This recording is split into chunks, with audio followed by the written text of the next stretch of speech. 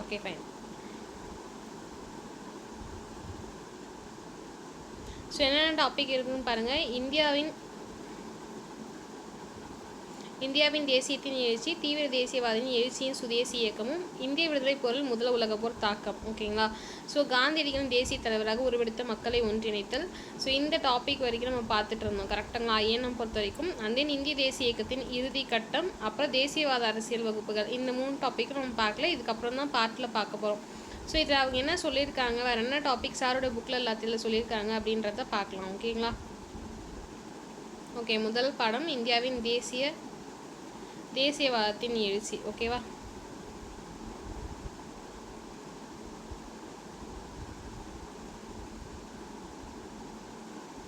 இதில் முக்கியமான டாபிக் பார்த்திங்கன்னா அவுரி, மெட்ராஸுடைய பஞ்சம். இது ஆல்ரெடி பார்த்தது தான், மெட்ராஸுடைய பஞ்சம். அண்ட் தென் காலனி அரசின் பங்களிப்பு, மெக்கலே கல்வி நம்ம பார்த்துட்டோம். ஸோ எல்லாமே பார்த்த டாபிக் தான், பார்க்காத டாபிக் மட்டும் விரிவாக பார்த்துட்டு மற்றதெல்லாம் பார்க்கலாம். ஓகேங்களா.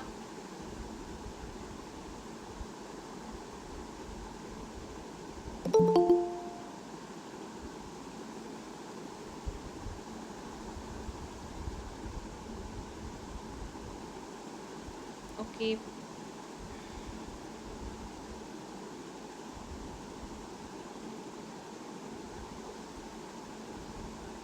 ஓகே.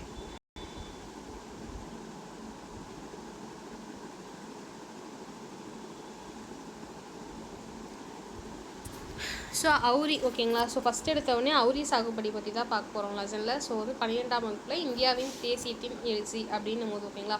ஸோ இந்த அறிமுகம்லாம் நீங்கள் பார்த்துக்கோங்க. அந்த இம்பார்ட்டண்டான இருக்க பாயிண்ட்ஸ் மட்டும் நான் சொல்லிடுறேன். ஏன்னா சாரோடைய புக்கில் நம்ம டெஃபினேஷன்ஸாக நிறைய படிச்சிட்டோம். அதில் இல்லாததை மட்டும் சொல்கிறேன், திருப்பியும் சொல்கிறேன். ஓகேங்களா. ஸோ கொஷின் ஆன்சர் செக்ஷன் லாஸ்ட்டாக பார்த்துக்கலாம்.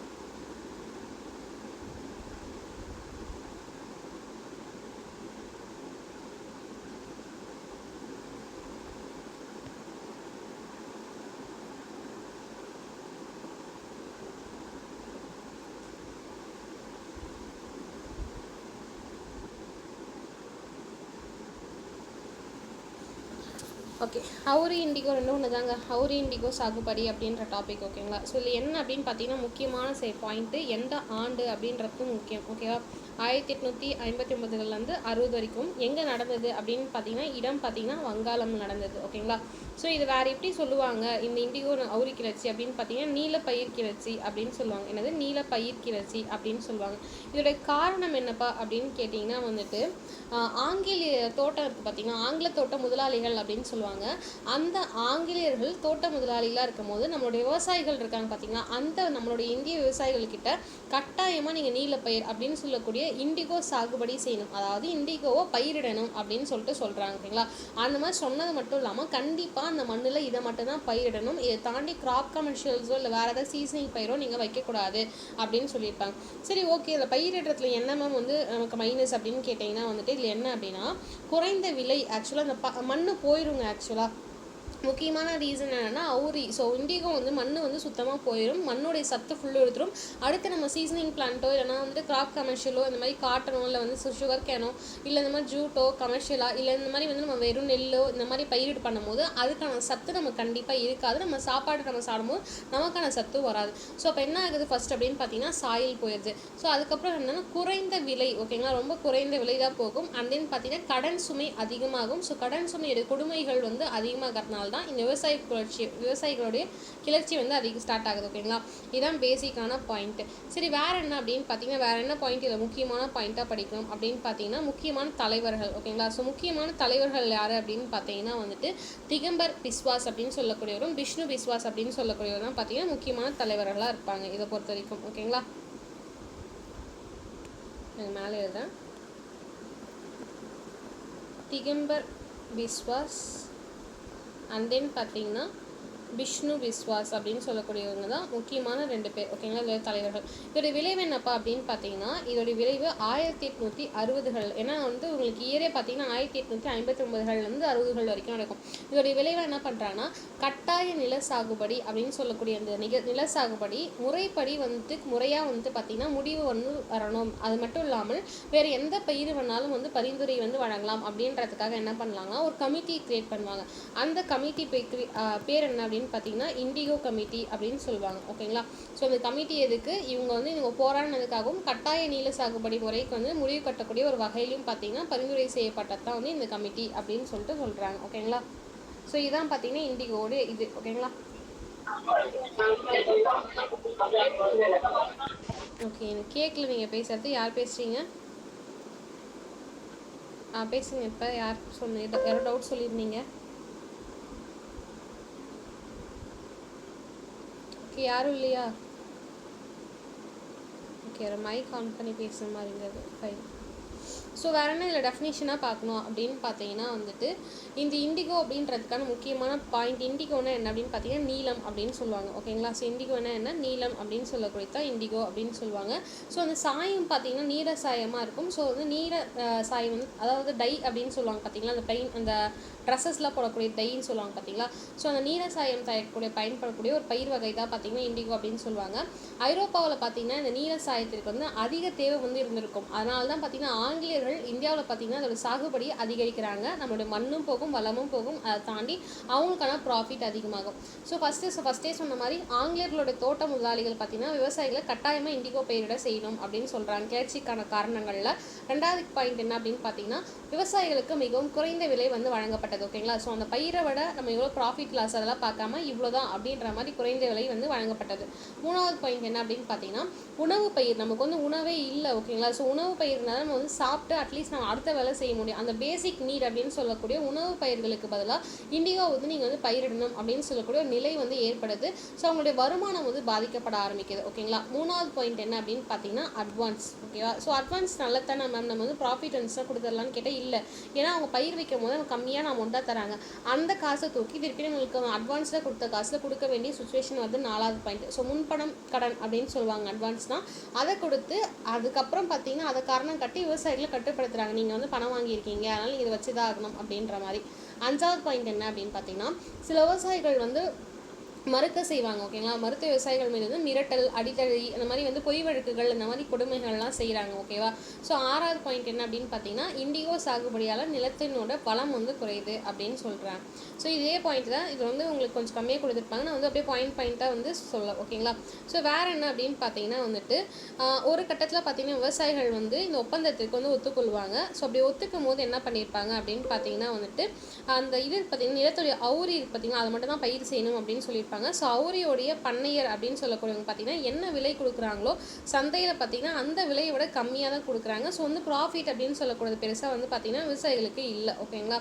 ஸோ இதனால் பார்த்தீங்கன்னா பல சமயங்களில் அவங்களுடைய நிலங்களுக்கு அந்த வரின்னு சொல்லக்கூடிய அட்வான்ஸ் பண்ணமோ டேக்ஸோ அது கூட விவசாயிகளால் செலுத்த முடியாத ஒரு சுச்சுவேஷன்ஸ்க்கு வராங்க அப்படின்னு சொல்லியிருக்காங்க. ஓகேங்களா. ஸோ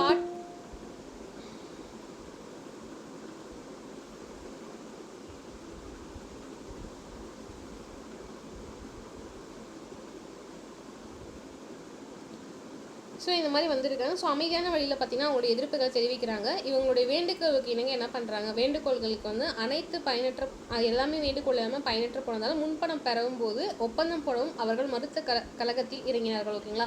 ஸோ எங்களுக்கு முன்பணம்லாம் வேணாம், ஒப்பந்தம்லாம் போட மாட்டோம் அப்படின்னு களத்தில் இறங்காங்க. ஸோ அதுக்கான கமிட்டி கிரியேட் பண்ணுவாங்க. ஓகேங்களா. ஸோ கிளர்ச்சி எப்படி ஸ்டார்ட் ஆகுது அப்படின்னு பார்க்கலாம். ஸோ இதில் கொடுக்கல புக்கில் நான் எக்ஸ்ட்ரா பாயிண்ட்ஸை சொல்கிறேன், நோட் பண்ணிக்கோங்க. ஓகேங்களா. இண்டிகோ பொறுத்த வரைக்கும் இந்த பாயிண்ட் மட்டும் போதாது, நோட் பண்ணிக்கோங்க.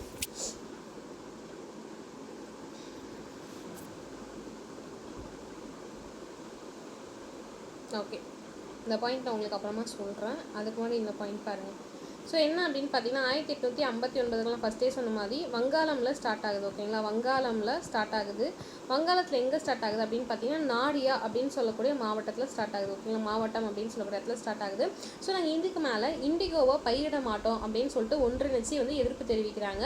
அதுக்கப்புறம் இந்த போராட்டம் பார்த்தீங்கன்னா வங்காளத்தில் பல பகுதிகளில் பரவ ஆரம்பிக்குது. வழக்கறிஞர்களாகட்டும், அதுக்கப்புறம் பார்த்தீங்கன்னா நிறைய அறிவு கூர்ந்தவர்களாகட்டும், இந்த மாதிரி பார்த்தீங்கன்னா சில பத்திரிகைகளில் விவசாயிகளை ஆதரிக்கவும் செய்கிறாங்க. யார் வழக்கறிஞர்கள், அறிவுஜீவிகள் அப்படின்னு சொல்லக்கூடிய அந்த அறிவு கற்றவர்கள், அண்ட் பார்த்தீங்கன்னா சில பத்திரிகைகள் இவங்களுக்கு ஆதரவும் சொல்கிறாங்க. ஓகேங்களா. முதலே சொன்ன மாதிரி முக்கிய தலைவர்களில் திகம்பர் பிஸ்வாஸ் அவர்களும் விஷ்ணு பிஸ்வாஸ் அவர்களும் வருவாங்க. இது யார் இந்த அறிவுஜீவிகள் அப்படின்னு சொல்லக்கூடியவங்க அப்படின்னு பார்த்தீங்கன்னா ஒன்றுமே இல்லை. ஆல்ரெடி உங்களுக்கு பிஜி யூஜி அண்ட் 2022 பக்கத்தில் உங்களுக்கு டிஎன்பிசியில் கேட்கக்கூடிய கேள்வி. ஓகேங்களா. ஆல்ரெடி கேட்ட கேள்வி தான். ஸோ என்ன அப்படின்னு பார்த்தீங்கன்னா நீல் தர்பான் அப்படின்னு சொல்லிட்டு படிச்சிருப்பீங்க, கரெக்டுங்களா? ஸோ நீல் தர்பான் அப்படின்னா தீனபந்து மித்ரா அப்படின்னு சொல்லுவாங்க. தீனபந்து மித்ரா எழுதிய நூல், ஓகேங்களா? இவர் தான் தீனபந்து. ஸோ இவர் அந்த தீனபந்து மித்ரா அப்படின்னு சொல்லக்கூடியவர் வந்து என்ன பண்ணுறாங்கன்னா நாடகம் வந்துட்டு நடத்துவாங்க. இண்டிகோவுடைய விவசாயிகள் பார்த்தீங்கன்னா இவ்வளோ துயரங்கள் வந்து இது பண்ணுறாங்க அப்படின்ற மாதிரி வெளிக்கொண்டு வந்துடுவாங்க.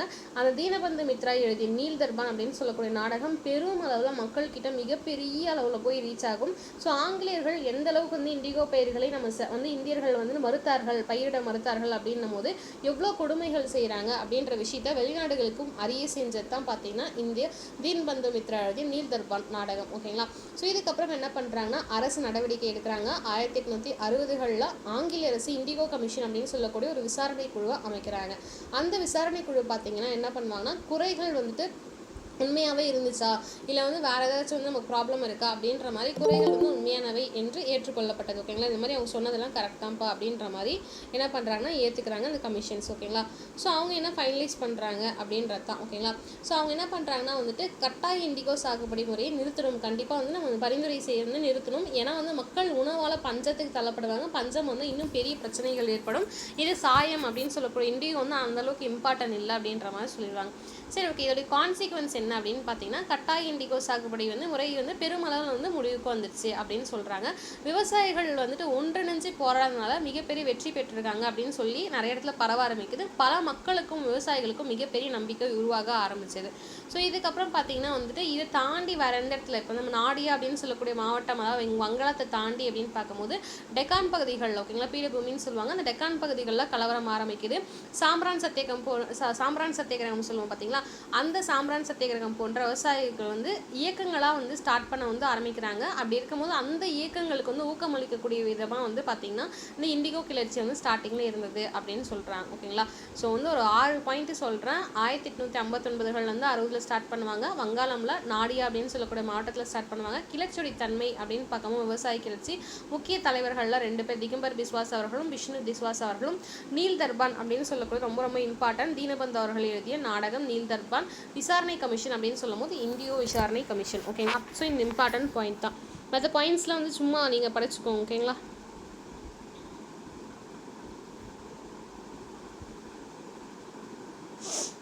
ஓகே, நெக்ஸ்ட் பாயிண்ட் என்ன அப்படின்னு பார்த்தீங்கன்னா இது நான் ஆல்ரெடி சொன்னதான். இதில் என்ன அப்படின்னு பார்த்தீங்கன்னா இந்தியா மென்மேலும் தொழில் நீக்கம் செய்யப்பட்ட நாடாக மாறிதால் கைவினை தொழில்கள் ஈடுபட்டிருந்த கைவினை தொழிலாளர்கள் வேலை இருந்தார். இது ஃபஸ்ட்டே இந்த பாயிண்ட் எல்லாமே சொல்லியிருப்பேன். ஸோ என்ன அப்படின்னு பார்த்தீங்கன்னா இவங்க சொல்கிற வந்துட்டு எல்லா பிளான்ஸும் பண்ணும்போது என்ன ஆகுதுன்னா ஆட்டோமேட்டிக்காக வந்து நம்ம சின்ன சின்ன இப்போ வந்து அங்கே கூடிய ட்ரெஸ்ஸஸ் வர ஆரம்பிக்குது. டை போட்ட ட்ரெஸ்ஸஸ் கலர்ஃபுல்லாக இருக்குது.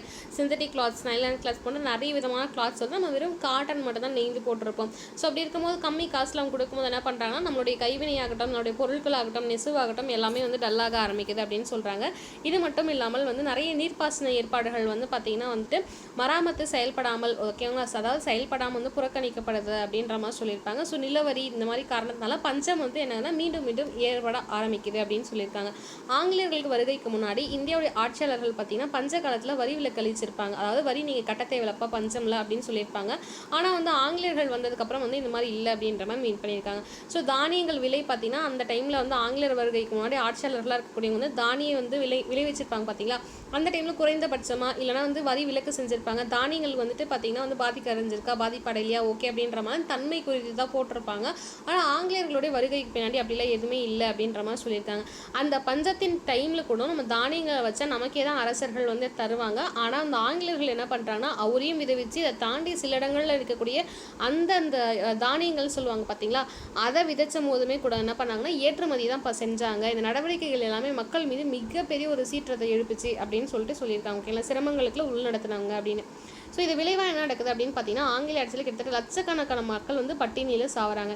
எக்ஸாக்ட்லி 1770களிலேருந்து 1900 வரைக்கும் அந்த டைமில் அந்த ஆண்டுகளில் இடைப்பட்ட காலப்பகுதிகளில் பஞ்ச காரணமாக கிட்டத்தட்ட 25 மில்லியன், இது ஆல்ரெடி கேட்டிருக்காங்க கூற்றுல, நோட் பண்ணிக்கோங்க. 25 மில்லியன் மக்கள் வந்து உயிர் வந்து இழக்கிறாங்க அப்படின்னு சொல்லியிருக்காங்க. ஓகேங்களா. ஸோ 1793 1900 வரைக்கும் அந்த காலப்பகுதிகள் அப்படின்னு சொல்லும்போது உலகில் பல்வேறு பகுதிகளில் வந்து பார்த்திங்கன்னா வந்து போர்களால் வந்துட்டு மரணம் அடைகிறாங்க அப்படின்னு சொல்லியிருக்காங்க. ஸோ அதோட எண்ணிக்கை பார்த்திங்கன்னா வெறும் 5 மில்லியன்கள் அளவுக்கு இருக்கும் அப்படின்னு சொல்லியிருக்காங்க. ஸோ போரால் மாண்டவர்கள் 5, அதை தாண்டி வந்து பட்டினியால் மாண்டவர்கள் 25. ஸோ இது ரொம்ப முக்கியம். 1891 1900 வரைக்கும் பார்த்திங்கன்னா 10 ஆண்டு காலத்தில் பஞ்சத்தில் மட்டுமே பார்த்திங்கன்னா இந்தியாவில் 19 மில்லியன். ஓகேங்களா. ஸோ இது கூற்றுகளில் கேட்க வாய்ப்புகள் அதிகம். ஓகேங்களா. ஸோ இறந்துருக்காங்க அப்படின்ற மாதிரி சொல்கிறாங்க. மெட்ராஸ் டைம்ஸ் பத்திரிகை எந்த பத்திரிகை அப்படின்னு கேட்கலாம். மெட்ராஸ் டைம்ஸ் பத்திரிகை. ஓகேங்களா. ஸோ ஆசிரியர் யார் அப்படின்னு பார்த்தீங்கன்னா வில்லியம் டிக்பே அவர்கள். ஓகேங்களா. இது வந்து யார் சொல்லியிருக்காங்கன்னு கேட்பாங்க.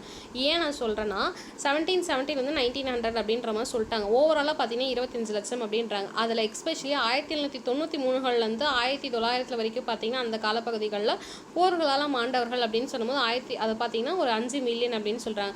அதுவே 1891 1900 அப்படின்னு பார்த்தீங்கன்னா வந்து 19 மில்லியன் மக்கள் வந்து இறந்துருக்காங்க அப்படின்ற மாதிரி மெட்ராஸ் டைம்ஸ் பத்திரிகையில் வந்து சொல்லியிருக்காங்க வில்லியம் டிக் அவர்கள். ஓகேங்களா. ஸோ இது பார்த்தீங்கன்னா எப்படி இருந்தாலும் துயரமான செய்தி தான். பட்டினியால் மக்கள் வந்து அவ்வளோ பேர் மடிஞ்சு இறக்குறாங்க அப்படின்ற மாதிரி இந்த நிலை வந்து இவ்வளோ தள்ளப்பட்டிருக்க பட்டினி நிலைன்னு சொல்கிறாங்க. மில்லியன் டன் கோதுமை வந்து இங்கிலாந்துக்கு ஏற்றுமதி செய்யப்பட்டேன். ஸோ பாருங்கள், ஆல்ரெடி இண்டிகோ பயிரிடுறாங்க, போராடுறாங்க, அதுக்கப்புறம் மாற்றுறாங்க. இது எல்லாத்தையும் தாண்டி நமக்கு இங்கே என்ன ஒரு பிரச்சனை, தானியமே நம்ம பெருசாக பயிரிட விடல அவங்க. ஆக்சுவலாக நமக்கு பசி வந்தால் என்ன, பட்டினி வந்தால் என்ன, நம்ம எப்படி இருந்தால் என்ன அப்படின்ற மாதிரி அவங்க நாடு நல்லா இருக்கணுன்ற மாதிரி நம்மளோட டை இங்கே விதை வச்சு அதையே ஏற்றுமதி பண்ணி காசாக்கி இங்கே அதை திருப்பி எடுத்துகிட்டு வந்து இந்தியாவில் விற்று அதையும் காசாக்கி அப்போ என்ன ஆகுதுன்னா ஃபஸ்ட்டு பயிரிடல. அது ஓகேங்களா. அது ஒரு மைனஸாக. செகண்ட் மைனஸ் என்னன்னா டையை வந்து நம்ம விற்கிறோம். அப்போ மண்ணு வளம் குறையுது. அந்த டை வாங்குறதுக்கு முன்பணமும் இவங்க கிட்ட தான் வாங்குகிறோம். ஸோ அப்போ முன்பணம் கொடுக்கணும், டேக்ஸ் கொடுக்கணும். அதுக்கான வந்து அவங்க கொடுக்க பணத்தை முன்பணத்தையும் டேக்ஸ்க்கும் சரியாயிரும். அப்போ தானியம் பசிக்கு என்ன பண்ணுது, அங்கே வந்து நமக்கு காசு இல்லை. ஸோ அப்படி இருக்கும்போது என்ன பண்ணுறாங்கன்னா எங்கெங்கேயோ விதை வச்சு கோதுமை எல்லாத்தையும் சேர்த்து கிட்டத்தட்ட பார்த்தீங்கன்னா 100 டன். ஓகேங்களா. 100 டன்னில் பல மில்லியன் டன் கோதுமைகள் ஓகேங்களா இங்கிலாந்துக்கு ஏற்றுமதி செய்கிறாங்க. ஸோ எடுத்துக்காட்டாக பார்த்தீங்கன்னா ரொம்ப இம்பார்ட்டன்ட், 1866 ஒரிசாவில் பஞ்சம் இருக்குது. அப்போ பார்த்தீங்கன்னா 1.5 மில்லியன் மக்கள் வந்து பட்டினிக்கு பலியான நிலையில் இருக்காங்க. ஸோ 200 மில்லியன் பவுண்ட் பார்த்தீங்கன்னா வந்துட்டு அரிசி வந்து இங்கிலாந்துக்கு ஏற்றுமதி செஞ்சுருக்காங்க. ஓகேங்களா. ஸோ ரொம்ப முக்கியம். இந்த மாதிரி இருக்கிறத கூட்டுல கேட்பாங்க. ஓகேங்களா.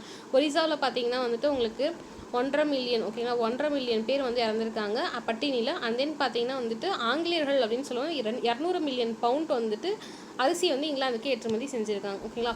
ஸோ ஒரிசா பஞ்சத்துடைய தூண்டுதல் காரணமாக என்ன பண்ணுறாங்கன்னா தேசியவாதியான தாதாபாய் நவ்ரோஜி அவர்கள் இந்தியாவுடைய வறுமை குறித்து அவருடைய வாழ்நாள் முழுவதுமே ஆய்வு செஞ்சு, நான் அன்றைக்கே சொன்னேன்னா 1876 1878 காலப்பகுதிகளில் தொடர்ந்து 2 ஆண்டுகளாக பருவமழை பெய்யாத காரணத்தால் பொய்த்து போனதால் மதராஸ் மாகாணத்தில் பெரும் பஞ்சம் ஏற்பட்டது. ஓகேங்களா. ஸோ வந்துட்டு மழை பெய்யாதனால இந்த மாதிரி வந்து பஞ்சம் ஏற்பட்டுச்சு அப்படின்னு சொல்கிறாங்க. ஒரிசா பஞ்சத்து போது பின்பற்றப்பட்ட தலையிடா கொள்கையை வந்து அரசு பிரதிநிதி லிட்டன் பின்பற்றினா. ஸோ இங்கே வந்து யார் வந்து அந்த டைமில் வந்துட்டு இருப்பாங்க கேட்பாங்க. ஸோ லிட்டன் அவர்கள் தான். ஓகேங்களா. ஸோ அதுக்கப்புறம் பார்த்தீங்கன்னா மதராஸ் மாநிலம் நம்மளுடைய மாநிலத்தை பொறுத்த வரைக்கும் மாகாணத்தை பொறுத்த வரைக்கும் 3.5 மில்லியன் மக்கள் வந்து பஞ்சத்தில் பலியானாங்க. ஸோ கேள்விகள்லாம் உங்களுக்கு இவ்வளோ சிம்பிளாக கேட்க மாட்டாங்க. இந்த மாதிரி ஒன்று இயர் மாற்றுவாங்க, இல்லை இந்த நியூமெரிக்கல் டேர்ம்ஸ் மாற்றுவாங்க. ஓகேங்களா. ஸோ 200 டன் வந்து அரிசியா, அண்ட் தென் பார்த்தீங்கன்னா இங்கே பார்த்தீங்கன்னா பல மில்லியன் கணக்காக கோதுமை அடிச்சாங்களா. ஸோ 1.5 மில்லியன் பேர் பார்த்தீங்கன்னா வந்து இறக்குறாங்களா இங்கே ஒரிசா பஞ்சத்து போது. அண்ட் தென் பார்த்தீங்கன்னா மெட்ராஸ் பஞ்சத்து போது 3.5 மில்லியன்ஸ் பேர் வந்து பஞ்சத்தில் இருக்கிறாங்களா, அந்த மாதிரி வந்து நோட் பண்ணிக்கோங்க. ஓகேங்களா. ஸோ மெட்ராஸ் பஞ்சம் முடிஞ்சிச்சுங்களா. அடுத்த டாபிக் பாருங்கள். ஓகே, ஒப்பந்த கூலி தொழிலாளர்கள். ஓகேங்களா. ஸோ அந்த டைம் தெரிஞ்சிருக்கும் பஞ்சம்னா கண்டிப்பாக நிறைய இடங்களுக்கு போவாங்க. ஸோ ஆங்கிலேய பேரரச காரணிகள் என்ன பண்ணாங்க, சிலோன், அதாவது ஸ்ரீலங்கா, தற்போதைய ஸ்ரீலங்காவை சிலோன் அப்படின்னு சொல்லுவோம். மொரிஷியஸ் ஃபியூஜி ஐலாண்ட் அப்படின்னு சொல்லுவாங்க. ஓகேங்களா. Fiji island Malay. ஓகேங்களா. ஸோ மலேயான்னு சொல்லியிருக்காங்க, அதாவது மலாய். அதுக்கப்புறம் கரீபியன் தீவுகள். ஓகேங்களா. ஸோ பைரட்ஸ் ஆஃப் கரீபியன்லாம் பார்த்துருப்பீங்க, அதாவது கரீபியன் தீவுகள், தென்னாப்பிரிக்கா போன்ற பகுதிகளுக்கு பெருந்தோட்ட பயிர்களுக்கான காப்பி, தேயிலை, அதாவது உங்களுக்கு பணப்பயிர்கள் அப்படின்னு சொல்லுவாங்க. ஓகேங்களா. இது கரும்பு பொறுத்த வரைக்கும் கிராப்பு, காட்டன், அண்ட் தென் பார்த்தீங்கன்னா ஜூட்டு. அதை தாண்டி வேறு என்னன்னா காஃபி, தேயிலைலாம் வந்து ஓரளவுக்கு வந்து ப்ராஃபிட்டபுளாக இருக்கக்கூடிய. ஓகேங்களா. கமர்ஷியல் அப்படின்னு கேட்டால் வெறும் கரும்பு, ஜூட்டு, காட்டன். அதை தாண்டி காஃபி, தேயிலைலாம் ஓரளவுக்கு உங்களுக்கு வந்து கமர்ஷியல் ஓரளவுக்கு காசு கொடுத்து தான் இருக்கும். ஓகேங்களா. ஸோ இது வந்து அறிமுகமான போது அந்த தோட்டத்தில் வந்து வேலை செய்ய பார்த்தீங்கன்னா நிறைய எண்ணிக்கையிலான தொழிலாளர்கள் வந்து தேவைப்படுறாங்க. அப்போ என்ன பண்ணுறாங்க அப்படின்னு பார்த்தீங்கன்னா 1815 பார்த்தீங்கன்னா சிலோனுடைய ஆளுநராக ஒருத்தர் இருக்கார். ஓகேங்க, சிலோன் ஆளுநர் மதராஸ் மாகாணத்தில் வந்து பார்த்தீங்கன்னா மதராஸ் மாகாண ஆளுநருக்கு ஒரு கடிதம் எழுதுறாரு. ஓகேங்களா. ஸோ வந்து பெருந்தோட்டங்கள் நிறைய இருக்குது, அங்கே பார்த்தீங்கன்னா வேலை செய்ய வந்து கூலி ஆள்கள் வந்து நீங்கள் அனுப்பி வைக்கணும் அப்படின்னு சொல்லிட்டு கேட்டுக்கிறாங்க. ஸோ அப்படி கேட்டதுனால என்ன பண்ணுறாங்க அப்படின்னு பார்த்தீங்கன்னா மதராஸ் மாகாண ஆளுநர் பார்த்தீங்கன்னா வந்து அந்த கடிதத்துக்கான மேல் நடவடிக்கை எடுக்கிறார். ஸோ அப்போ பார்த்தீங்கன்னா தஞ்சாவூர் மாவட்டத்துடைய ஆட்சியாளருக்கு வந்து அனுப்பி வைக்கிறார். ஓகேங்களா. ஸோ பாருங்கள், சிலோன்லேருந்து உங்களுக்கு பார்த்தீங்கன்னா கூலி ஆள்கள் வேணும் அப்படின்னு சொல்லி நம்ம மதராஸ் மாகாணத்துக்கு வருது. ஸோ மதராஸ் மாகாணத்துடைய ஆளுநர் என்ன பண்ணுறாருன்னா தஞ்சாவூருக்கு அனுப்பி வைக்கிறார். ஓகேங்களா, தஞ்சாவூருக்கு அனுப்பி வைக்கிறாரு. ஸோ மக்கள் பார்த்தீங்கன்னா அவங்களுடைய நிலத்தின் மீது அதிக பற்று கொண்டிருக்கிறதுனால வந்து ஊக்கத்தொகை ஏதேனும் வழங்காமல் அம்மக்களை அவர்களின் சொந்த மண்ணிலிருந்து நகர செய்கிறது சிரமம் என தஞ்சாவூர் மாவட்ட ஆட்சியர் தெரிவிக்கிறார். ஸோ இப்போ என்ன சொல்கிறாங்க, தஞ்சாவூர் மாவட்டத்தில் இருக்கக்கூடிய ஆட்சியர் நீங்கள் வந்து பணமே வரனாலும் நிலத்தை வந்து கண்டிப்பாக அந்த மக்கள் விற்க மாட்டாங்க, நிலத்தை விட்டு போக மாட்டாங்க அப்படின்ற மாதிரி வந்து ஸ்ட்ராங்காக சொல்லிடுறாரு. நிலத்தின் மீது அவ்வளோ பற்று இருக்கா மக்களுக்கு அப்படின்ற மாதிரி சொல்லுவாங்க. அப்படி இருந்த போதுமே கிட்டத்தட்ட பார்த்தீங்கன்னா 1833களில் 43களில் இந்த டைம்களில் பார்த்தீங்கன்னா பஞ்சங்கள் அதிகமாக ஏற்பட ஆரம்பிச்சிருக்கும். ஸோ அப்போ அரசாங்கங்களுடைய தூண்டுதல் என்ன பண்ணணும்னா தூண்டுதல் ஆரம்பிக்கிறாங்க. ஸோ வந்து அரசாங்க தூண்டுதல் இல்லாமலேயே மக்கள் வந்து என்ன பண்ணா புலம்பெயர. ஓகேங்களா. ஸோ ஏன் புலம்பெயர்றாங்க அப்படின்னா அட்லீஸ்ட் ஒருவேளை சாப்பாட்டுக்காச்சும் உங்களுக்கு காசு வேணும். கரெக்டுங்களா.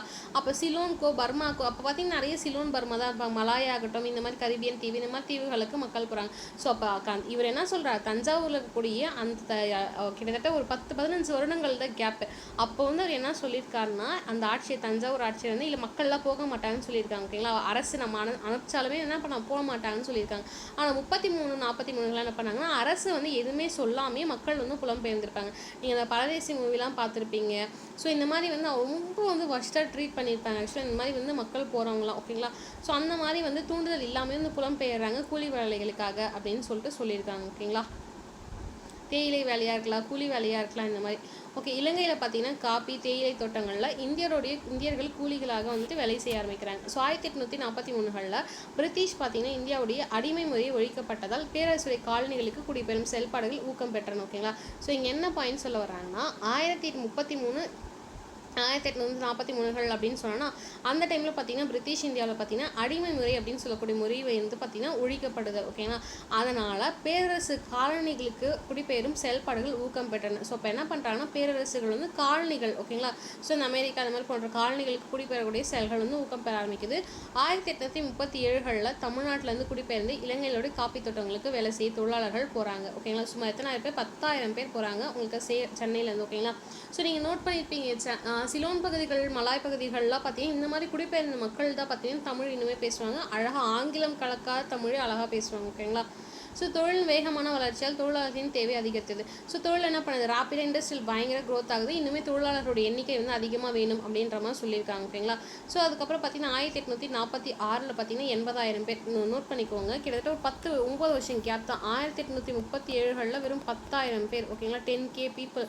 அதுவே 1846களில் பார்த்தீங்கன்னா உங்களுக்கு 80,000 பேர். ஓகேங்களா. ஸோ 80,000 பேர் வந்து மதிப்பிடத்தக்க தமிழ் தொழிலாளர்கள் வந்து எண்ணிக்கை போயிருக்காங்க. ஸோ அதுக்கப்புறம் பாருங்கள் 1855களில் 1,28,000 பேராக ஆச்சு. 1877களில் பார்த்தீங்கன்னா ஏற்பட்ட பஞ்சத்தினால இலங்கையில் வந்து கிட்டத்தட்ட ஏறத்தாழ 3,80,000 தமிழ் கூலி தொழிலாளர்கள் வந்து பணியமர்த்தப்படுறாங்க.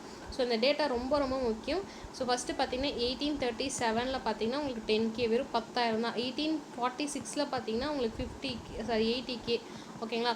ஸோ அதுக்கப்புறம் 1855 பார்த்தீங்கன்னா 1877. ஓகேங்களா. ஸோ 1855 பார்த்தீங்கன்னா 1,28,000. ஓகேங்களா. 1,28,000 பேர் போகிறாங்க. அதுக்கப்புறம் 3,80,000 பேர். ஓகேங்களா. ஸோ இந்த மாதிரி வந்து தமிழ் கூலி தொழிலாளர்கள் போயிருக்காங்க அப்படின்னு சொல்கிறாங்க. ஸோ ஒப்பந்த தொழிலாளர் முறைனா என்னப்பா அப்படின்னு சொல்கிறாங்க, உழைப்புடன் கூடிய கடுங்காவல் தண்டனை போன்று இவ்வொப்பந்த கூலி தொழிலாளர்கள் முறையின் கீழ் தொழிலாளர்கள் 5 வருட காலத்திற்கு ஒப்பந்தம் செய்யப்பட்டவர்கள். அவங்க வந்து ஒரு தொழிலாளர்கள் மாதிரிலாம் போல, ஒரு கூலி தொழில் செய்கிறவங்க மாதிரிலாம் போல. ஸோ ஒரு கடுங்காவல் தண்டனை கூட வந்து தப்பு பண்ணவங்களோ இல்லை வந்துட்டு ஏதாவது தவறு செஞ்சவங்க கடுங்காவல் தண்டனையில் எப்படி இருப்பாங்களோ அந்த மாதிரி வந்து ஒரு ஒப்பந்தம் கூட தான் கூலி தொழிலாளர்கள் வந்துட்டு முறை வந்து இருந்திருக்கு.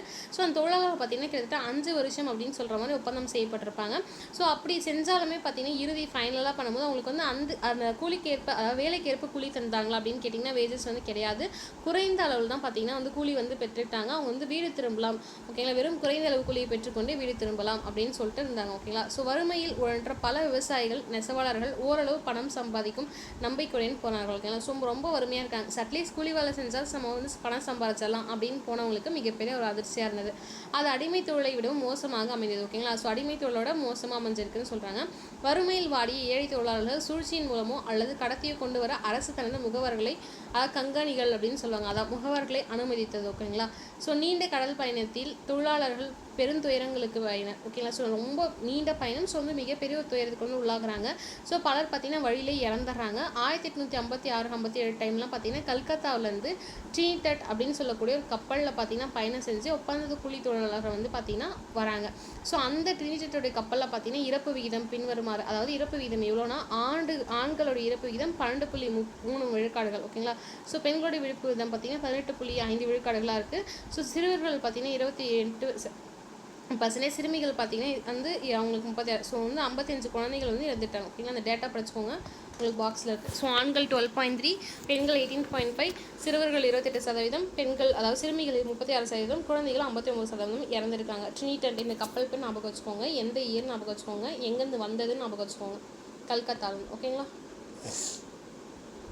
ஓகே, இலங்கை மட்டும் இல்லாமல் மற்ற இடங்களையும் பார்த்தீங்கன்னா வந்துட்டு போயிருக்காங்க. ஸோ ஆங்கில காலனிகளான மொரிஷியஸ், ஓகேங்களா. ஸோ மொரிஷியஸ் ஆகட்டும், இங்கெல்லாம் போயிருக்காங்க. ஸோ இங்கே எதுக்கு போயிருக்காங்க அப்படின்னு பார்த்தீங்கன்னா நீரிணை குடியேற்றங்கள் நடந்திருக்கு, ஸ்ட்ரெயிட் செட்டில்மெண்ட் அப்படின்னு சொல்லக்கூடிய செட்டில்மெண்ட் நடந்திருக்கு. அப்புறம் கரிபியன் தீவுகள், ட்ரினிடாட், அதுக்கப்புறம் ஃபியூஜி, தென்னாப்பிரிக்கா போன்ற இடங்களுக்கும் பார்த்தீங்கன்னா அந்த கூலி தொழிலாளர்கள், ஒப்பந்த கூலி தொழிலாளர்கள் வந்து குடிபெயர்ந்திருக்காங்க அப்படின்னு சொல்கிறாங்க, ஓகேங்களா. ஸோ விருப்பம் இருந்தாலும் சரி, விருப்பம் இல்லாலும் சரி போயிருப்பாங்க.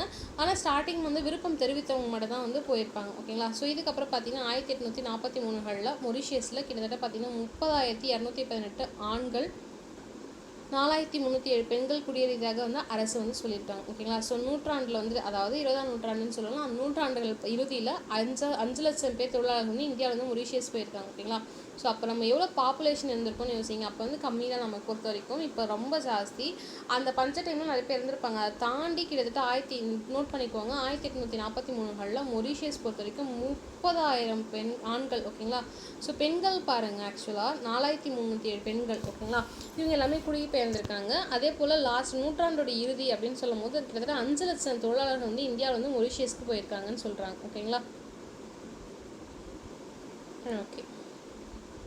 ஓகே, மெக்கலே, ஓகேங்களா. மெக்கலே பொறுத்த வரைக்கும் உங்களுக்கு தெரிஞ்சிருக்கும், 1834 முதல் 1938 வரை கவர்னர் ஜெனரலுடைய ஆலோசனை குழுவில் வந்து இருந்திருப்பார். ஸோ முதல் சட்ட உறுப்பினர், இந்த கேள்வி கேட்டிருக்காங்களா ஆல்ரெடி, எல்லாத்துலேயுமே கேட்டிருக்காங்க, டிஎன்பிசியில் ஆகட்டும் பிஜிவிஸ்லையுமே கேட்டிருக்காங்க. முதல் சட்ட உறுப்பினராக அங்கம் வகித்தவர் யாருன்னா மெக்கலே அவர்கள் தான், ஓகேங்களா. ஸோ மெக்கலே பார்த்தீங்கன்னா இந்தியாவுக்கு வருவதற்கு முன்னாடி 1823 பொது கல்விக்கான பொதுக்குழு வந்து உருவாக்கப்பட்டிருக்கும், ஓகேங்களா. மெக்கலே வர்றதுக்கு முன்னாடி.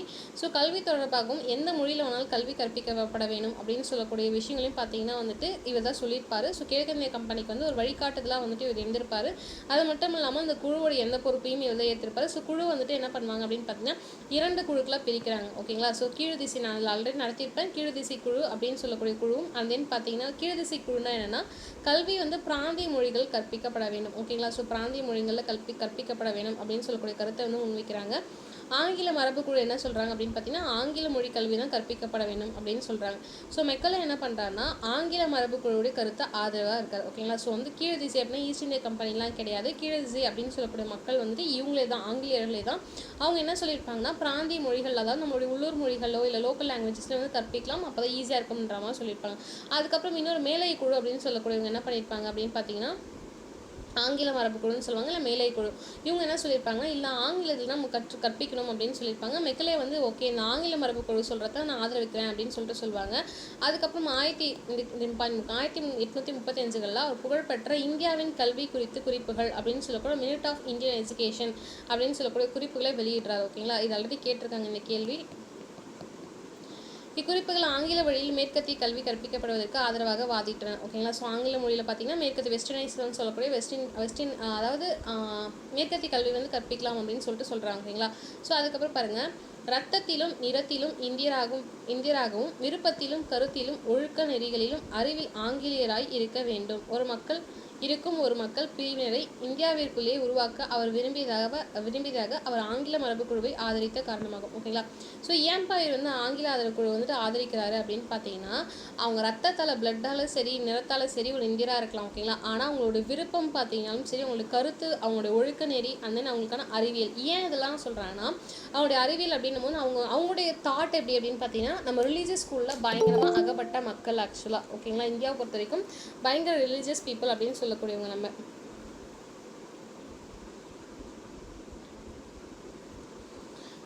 அந்த மாதிரி இருக்கக்கூடிய மக்கள். அப்போ இவங்க பொறுத்த வரைக்கும் உங்களுக்கு அறிவியல் ரீதியாக எதுவுமே இல்லாமல் வெறும் கல்ச்சரை மட்டும் தான் கொண்டாடுவாங்க அப்படின்னு நினச்சிட்டு இருக்கோங்க. ஸோ அறிவியல் ரீதியாக வந்துட்டு நம்ம ஆங்கிலேயர்கள் மாதிரி இருக்கணும். கருத்து ரீதியாக ஆங்கிலேயர்களோட டிட்டர்மினேஷன் கருத்து எப்படி இருக்கோ அப்படி இருக்கும். ஒழுக்க நெறிகள் அப்படின்னா மேனர்ஸ். ஓகேங்களா. ஸோ அவங்க சொல்லுவாங்கள்ல சில மேனர்ஸ்லாம் அவங்க வச்சுருப்பாங்க, அதான் மேனர்ஸ் அப்படின்ற மாதிரி. அதெல்லாம் விருப்பம் இது எல்லாமே வந்து ஆங்கிலேயர் மாதிரி இருக்கணும். அதனால தான் வந்து இந்த ஆங்கிலேய குழுக்கு வந்து பரிந்துரைச்சேன் அப்படின்னு சொல்லிட்டு அவர் சொல்லியிருக்காரு. ஓகேங்களா.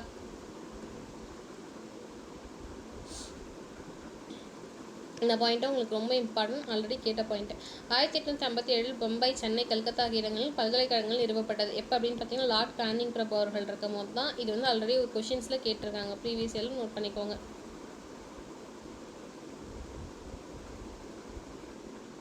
ஓகே. இந்த பாயிண்ட்ஸ் வந்து சும்மா ரீட் அவுட் பண்ணிக்கோங்க. நான் இந்த இம்பார்ட்டண்டான பாயிண்ட்டுக்கு போகிறேன். நவீன இந்தியா கற்றறிந்தோர் நவீன இந்திய கற்றறிந்தோர் பிரிவை சேர்ந்த ராஜாராம் மோகன் ராய் அவர்கள், ஈஸ்வர் சந்திரா வித்யாசாகர் அவர்கள், சுவாமி விவேகானந்தா அவர்கள், அரவிந்த் கோஷ் அவர்கள், கோபாலகிருஷ்ண கோகலே அவர்கள், தாதாபாய் நவ்ரோஜி, நெக்ஸ்ட் ஃபெரோஷா மேத்தா அவர்கள், சுரேந்திரநாத் பானர்ஜி, இவங்க எல்லாமே என்ன பண்ணுறாங்கன்னா, ஓகே, இவங்க நேம்லாம் ஒன்ஸ் பார்த்துக்கோங்க. ராஜாராம் மோகன் ராய், ஈஸ்வர் சந்திரா வித்யாசாகர், சுவாமி விவேகானந்தர், அரவிந்த் கோஷ், கோபாலகிருஷ்ண கோகலே, தாதாபாய் நவ்ரோஜி, ஃபெரோஷா மேத்தா, சுரேந்திரநாத் பானர்ஜி ஆகியோரும் மற்றொரு இந்திய அரசியல் சமுதாய மத இயக்கங்களுக்கு தலைமையேற்றனர். ஓகேங்களா. ஸோ மேல்நாட்டு அறிஞர்களுக்கான John Locke, James Stuart Mill, Mazzini, Garibaldi, Rousseau, Thomas Paine, Marx ஆகியோரால் மற்றவர்களின் கூறப்பட்ட தேசிய மக்களாட்சி, சோசியலிசம் போன்ற தத்துவ கருத்துக்களை கற்றறிந்த இந்தியர்கள் அறிந்து. ஓகே, இது என்ன பாயிண்ட் அவங்க சொல்ல வராங்க அப்படின்னு பார்த்தீங்கன்னா, உங்களுக்கு ஃபஸ்ட்டே சொல்லியிருப்பேன். அந்த மாசினி, காரிபால்டி போன்றவர்கள்லாம் பார்த்தீங்கன்னா இத்தாலி நாட்டை சார்ந்தவர்களாக இருக்கட்டும், மற்ற நாட்டை சார்ந்தவர்களாகட்டும், மிகப்பெரிய தாக்கத்தை இந்தியாவில் இருக்கக்கூடிய அரசியல் குருக்கள், அரசியலுடைய தலைவர்கள் மீது தாக்கம் தந்திருப்பாங்க.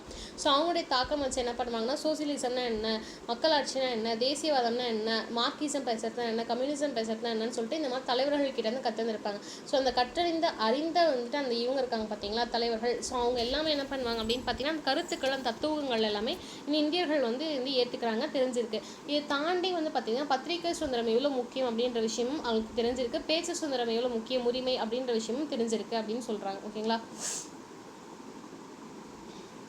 ஸோ சமய பரப்பாளர்கள் பங்களிப்பு அப்படின்னும் போது இந்தியா மக்களிடையே நவீன கல்வியை கற்றுத்தர மேற்கொள்ளப்பட்ட தொடக்க கால முயற்சிகள் ஒன்று கிறிஸ்துவ ஓகே, சமயம்னா மேக்ஸிமம் கிறிஸ்டானிட்டி பரப்பியிருப்பாங்க. கரெக்டுங்களா. ஸோ இப்போ வந்து கல்வி நான் வந்து கற்றுத்தரேன், கல்வி மூலியமாக கிறிஸ்டானிட்டி பரப்பியிருப்பாங்க. ஸோ அந்த மாதிரி தொடக்க காலத்தில் வந்து முயற்சிகள் இருந்தது. ஸோ கிறிஸ்துவ சமய பரப்பு நிறுவனங்கள் பார்த்திங்கன்னா முன்னெடுக்க ஆரம்பிச்சிருந்தாங்க அப்படின்னு சொல்கிறாங்க. ஓகேங்களா. ஸோ அந்த மதமாற்ற ஆர்வத்தால் தூண்டப்பெற்ற அவர்கள் இந்துக்களிடையே நடைமுறையிலிருந்து பல கடவுள் நம்பிக்கையும் சாதி ஏற்றத்தாழ்வுகளையும் தாக்கலாயினர். ஓகேங்களா. ஸோ ஓகேங்களா. ஸோ ஏன் அப்படின்னு பார்த்தீங்கன்னா நிறைய கடவுள்கள் கும்பிடுவோம். அவங்களை பொறுத்திக்கும் ஜீசஸ் கிரைஸ்டோ எல்லாம் வந்து மாதவ் அந்த மாதிரி இல்லாமல் நிறைய கடவுள்கள். ஓகேங்களா. உள்ளூர் கடவுள் அப்படின்னு சொல்லும் போது நம்ம வந்துட்டு இப்போ மேஜராக இருக்கக்கூடிய வந்து கடவுள் அப்படின்னு தாண்டி இப்போ உள்ளூரில் பார்த்தீங்கன்னா முனியப்பன், ஆமஞ்சப்பன், இந்த மாதிரி நிறைய வந்து காவல் தெய்வங்கள் உட்பட நிறைய கடவுளை வந்து கும்பிட்டுட்டு இருப்போம் ஆக்சுவலாக. ஸோ அப்போ அங்கே என்ன ஆகுது அப்படின்னு பார்த்தீங்கன்னா பல கடவுள் நம்பிக்கையும் சாதி ஏற்றத்தாழ்வுகளையும் பார்த்தீங்கன்னா தாக்கலாகணும். ஓகேங்களா. ஸோ தாக்கலாகினார். ஓகேங்களா. ஸோ இங்கே எப்படி மாற்றுறது, இப்போ வந்து ஒரு ஃபார் எக்ஸாம்பிள் ஹிந்து இருக்காங்கன்னா ஒன்று வந்துட்டு எப்படி சொல்கிறது, இப்போ வந்து சைவிசம் வைசவிசம் அப்படின்னா நம்ம வந்து ஈஸியாக வந்து பிரிக்கலாம். ஓகேங்களா. அப்படி இல்லாமல் நம்ம வந்து குலதெய்வம்னு வச்சுருப்போம். நெக்ஸ்ட் பார்த்தீங்கன்னா வந்து இன்னும் 2 வச்சுருப்போம் ஆக்சுவலாக, பெண் தெய்வம் ஒரு ஆண் தெய்வம் வச்சுருப்போம் குலதெய்வத்திலே பார்த்தீங்கன்னா. அப்படி இருக்கும்போது எப்படி நம்ம வந்து பிரிக்க முடியும் அப்படின்னு சொல்லிட்டு அவங்களுக்கே கொஞ்சம் ஸ்டேட் ஆகிற சுச்சுவேஷன் வந்திருப்பாங்க. ஓகேங்களா.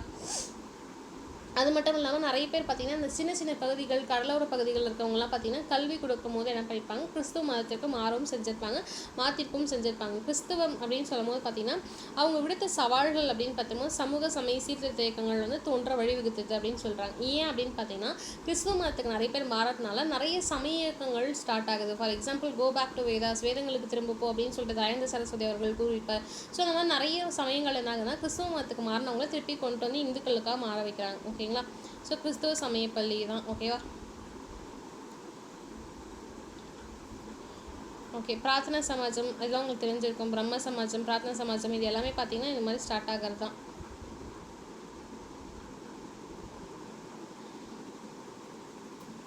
ஓகே. இந்த மெட்ராஸ் நேட்டிவ் அசோசியேஷன் ஓகேங்களா. ஸோ ரொம்ப ரொம்ப இம்பார்ட்டண்டான டாபிக். ஓகே, இது எப்போவுமே கொஷின் வரக்கூடிய டாபிக் பார்த்திங்கன்னா மெட்ராஸ் ஓகேங்களா. மெட்ராஸ் நேட்டிவ் அசோசியேஷன் தான். இதை பற்றி பார்க்கலாம்.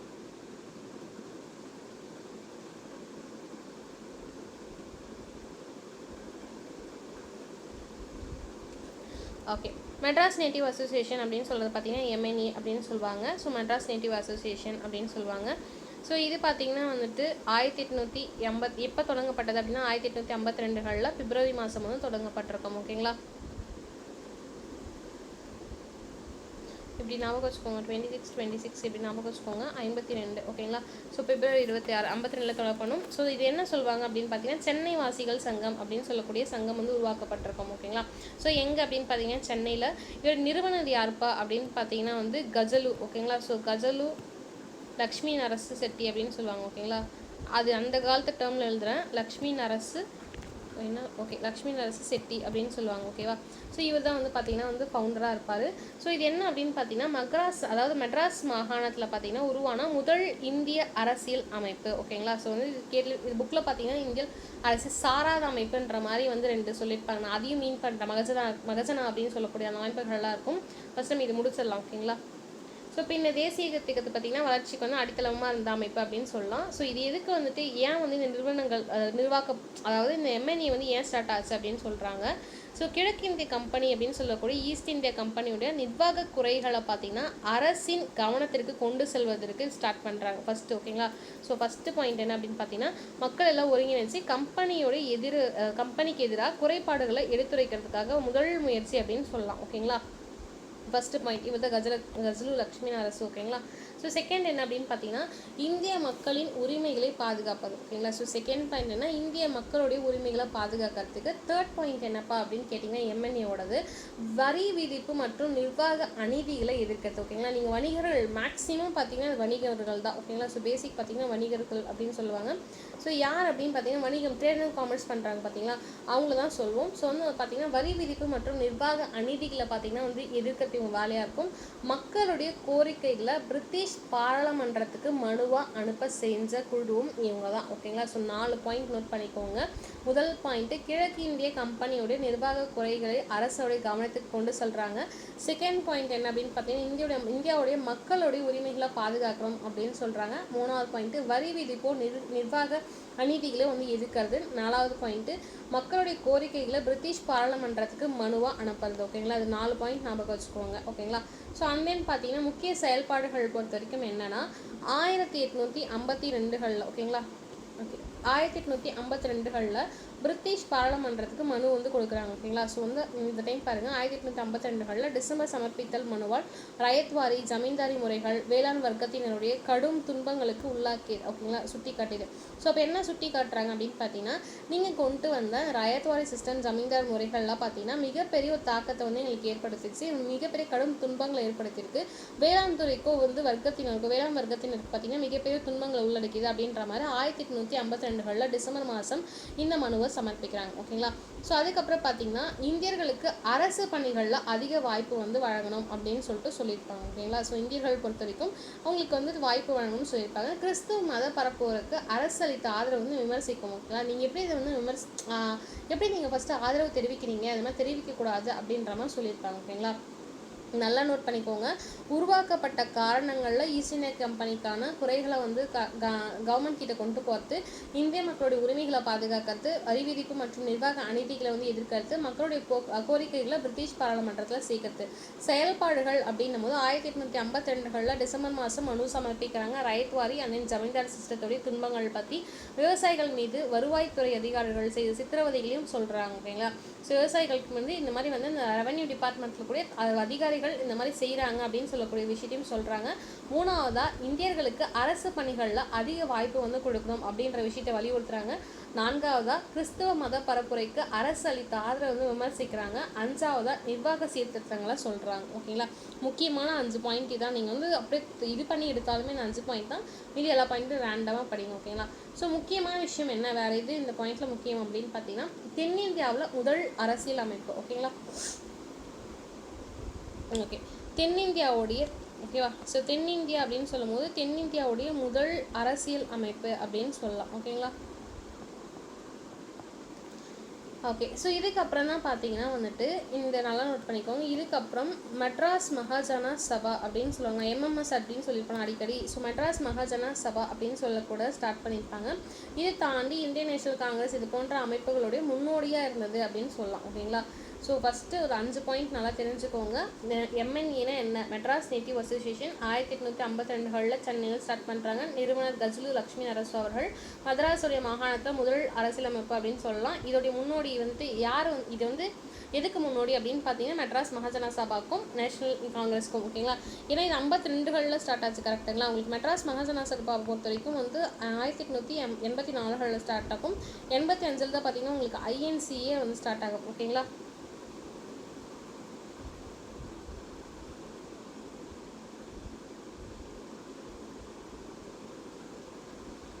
ஓகே.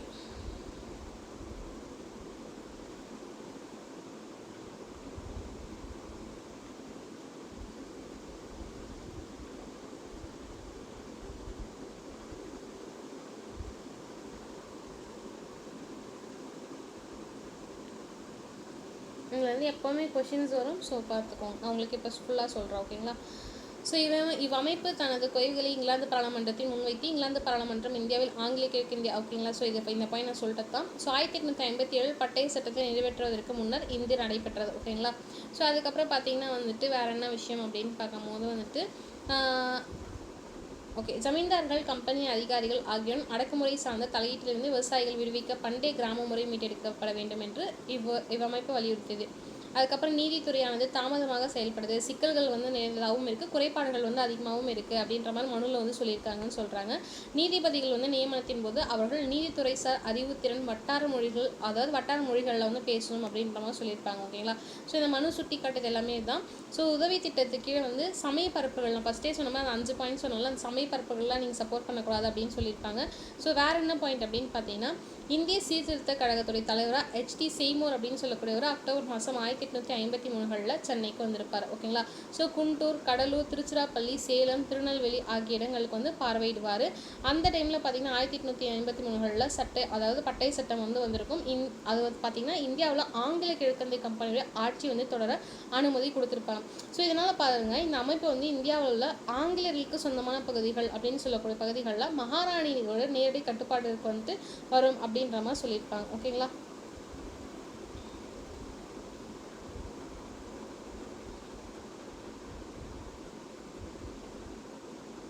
நேரடி கட்டுப்பாட்டுக்கு வந்து மாற்றணும் அப்படின்ற மாதிரி போராடிருப்பாங்க. இந்த அமைப்பு பார்த்தீங்கன்னா இந்தியாவில் கம்பெனியுடைய ஆட்சி வந்து ஒழிக்கணும் அப்படின்றதுக்கான நிறைய கோரிக்கைகள்லாம் செஞ்சுருப்பாங்க. 16,000 ஓகேங்களா. அந்த பாயிண்ட் நான் சொல்ல 14,000 பேர் பார்த்தீங்கன்னா வந்து கையெழுத்திட்டிருப்பாங்க. ஓகேங்களா. ஸோ 2வது மனு வந்து பாராளுமன்றத்துக்கு அனுப்பப்பட்டிருக்கும். ஸோ செகண்ட் மனுவில் தான் பார்த்தீங்கன்னா 14,000 பேர் வந்து கையெழுத்திட்டிருப்பாங்க. ஸோ இவ் அமைப்போட ஆயுட்காலம் வந்து ரொம்ப கம்மி தான். ஏன் அப்படின்னு பார்த்தீங்கன்னா 1800 உங்களுக்கு பார்த்தீங்கன்னா இந்த டைம் 1852 ஸ்டார்ட் ஆகிறது. ஒரு 12 வருஷம் தான். ஓகேங்களா. 12 இயர்ஸ் அப்படின்னு சொல்லும்போது பார்த்தீங்கன்னா லக்ஷ்மி நரசு அவர்கள் லக்ஷ்மி நரசு அவர்கள் பார்த்தீங்கன்னா வந்து இயற்கை எழுதிறாரு. 1881 பார்த்தீங்கன்னா இந்த அமைப்பு வந்து இல்லாமல் போயிடுச்சு. சீர்திருத்தங்கள் அப்படின்னு சொல்லும்போது சீர்திருத்தம் அப்படின்னும் போது இந்த அமைப்பு தான் ஃபஸ்ட்டு ஸ்டார்ட் ஆயிடுச்சு அப்படின்னு சொல்லலாம். அதுக்கப்புறம் வந்து இந்த அமைப்பு தான் எம்எம்எஸ் ஆகட்டும் ஐஎன்சிக்கும் முன்னோடியாக இருந்திருக்கு அப்படின்னு சொல்லலாம். ஸோ இந்த அமைப்பு பெருசாக வந்து இந்த மனு கொடுக்கறது அந்த மாதிரி நாங்களே தவிர வலு லேட்டர் டேஸில் வலு எதுவும் பெறல அப்படின்னு சொல்கிறாங்க. ஓகேங்களா. ஸோ இப்போ எம்எம்எஸ் பார்க்கலாம். ஸோ காலவரிசையும் ஒரு டைம் கேட்டிருக்காங்க. எம்என்ஏ ஃபஸ்ட்டு, எம்எம்எஸ் வந்து நெக்ஸ்ட் 1884 மெட்ராஸ் மகாஜன சபா இந்தியா. ஓகேங்களா. ஸோ மெட்ராஸ் மகாஜன சபா என்ன அப்படின்னு பார்த்தீங்கன்னா எம்எம்எஸ் அப்படின்னு சொல்லுவாங்க. இதுவுமே பார்த்தீங்கன்னா சென்னை வாசிகள் சங்கம் அப்படின்னு தான் சொல்லலாம். ஓகேங்களா. ஸோ நல்லா நோட் பண்ணிக்கோங்க. மத்ராஸ் மகாஜன சபா. ஓகேங்களா. இது பார்த்தீங்கன்னா வந்துட்டு உங்களுக்கு மெட்ராஸ் நேட்டிவ் அசோசியேஷன். ஓகேவா. ஸோ நல்லா நோட் பண்ணிக்கோங்க. சென்னை வாசிகள் சங்கம் அப்படின்னு சொல்லியிருக்கோமா. ஸோ இது பார்த்தீங்கன்னா வந்து தமிழில் மദ്രാஸ் மகாஜன சபைன்னு சொல்லுவாங்க. 1884 ஸ்டார்ட் ஆகுது. இதோட நிறுவனர் யார் அப்படின்னு பார்த்தீங்கன்னா 3 பேருங்க. ஓகேங்களா. ஸோ அதோட இயருமே கொடுத்துருப்பாங்க அழகாக. ஓகேவா. இங்கே பாருங்கள், இதுதான் சொன்னாங்க, ஒரு அரசியல் சார்ந்த அமைப்பின் தேவை உணரப்பட்டது. ஓகேங்களா. ஸோ வந்து அந்த அரசியல் சார்ந்த அமைப்புடைய தேவை, ஏன்னா வந்து சாராத அமைப்பு. ஓகேங்களா. ஸோ இந்த சார்ந்த அமைப்புடைய இது வந்து வேண்டும் அப்படின்ற மாதிரி சொல்லியிருக்காங்க. டிஎன்பிசியில் கேட்டிருந்தாங்கன்னு சொல்லிட்டு சிவதாரணி மேம் சொல்லியிருந்தாங்க, ராஜேஸ்வரி மேம் சொல்லியிருந்தாங்க. ஓகேங்களா. ஸோ இந்த கேள்விகள் சார்ந்த அமைப்பா சாராத அமைப்பான்னு கேட்டிருப்பாங்க. ஓகேங்களா. சாராத அமைப்பு தான். ஓகே. அதை விளைவாக மே மாதம் 1884களில் சென்னை மகாஜன சபை நிறுவப்படுது. எப்போ அப்படின்னு பார்த்தீங்கன்னா 1884களில் மே மாதம். ரொம்ப ரொம்ப இம்பார்ட்டன்ட். ஓகேங்களா. ஸோ தொடக்க விழாவில் பார்த்தீங்கன்னா பங்கேற்ற முக்கிய பிரமுகர்கள் ஜே சுப்பிரமணியம் அவர்கள், வீரராகவாச்சாரியா, ஓகேங்களா, சேலம், ஓகேங்களா, ஆனந்தச்சார்ல அவர்கள், ரங்கையா அவர்கள், பாலாஜிராவ் அவர்கள், சேலம் ராமசுவாமி ஆகியவர்கள், ஓகேங்களா, அந்த 5 பேரும் இருக்காங்க. ஸோ முக்கியமான யார் வந்து நிறுவனர்ப்பா, இதோட இவ்வளோ பேர் இருக்காங்களே, யார் வந்து ஃபவுண்டர் அப்படின்னு கேட்டிங்கன்னா வந்து ஃபஸ்ட்டு பி ஆனந்தச்சார்லு, ஓகேங்களா, யார் இங்கே இருக்கார் பார்த்தீங்களா, இவர் ஃபஸ்ட்டு. ஓகேங்களா. செகண்ட் யார் அப்படின்னு பார்த்தீங்கன்னா வீரராகவாச்சாரி அவர்கள். மூணாவது யார் அப்படின்னு பார்த்தீங்கன்னா ஜி சுப்பிரமணிய ஐயர் அவர்கள், ஓகேங்களா, இவங்க தான். ஓகேங்களா. ஆனந்தச்சார்லு, வீரராகவாச்சாரி, சுப்பிரமணிய ஐயர், ஓகேங்களா. ஸோ இவங்க என்ன பண்ணுறாங்களா, இது வந்து நிறுவுறாங்க. ஓகேங்களா. ஸோ இந்த டைமில் என்ன ஆகுது அப்படின்னு பார்த்தீங்கன்னா இந்திய தேசிய காங்கிரஸும் நிறுவப்படுது. ஸோ 1885 உங்களுக்கு இந்திய தேசிய காங்கிரஸ் நிறுவப்படுது. ஸோ சென்னை மகாஜன சபை அப்படின்னு சொல்கிற பார்த்தீங்கன்னா பிராந்திய மாநாடு நடைபெற்று முடிந்த பின்னர் அதன் தலைவர்கள் மும்பையில் பார்த்தீங்கன்னா வந்துட்டு நடந்த இந்திய தேசிய காங்கிரஸோடைய முதல் மாநாட்டில் கலந்துக்கிறாங்க. சென்னை மகாஜன சபையை வந்து பார்த்தீங்கன்னா இந்திய தேசிய காங்கிரஸோடு இணைக்கிறாங்க. ஓகேங்களா. ஸோ இணைத்தார்களா இல்லையான்னு கேள்விகள் வரும். இணைக்கிறாங்க. ஓகேங்களா.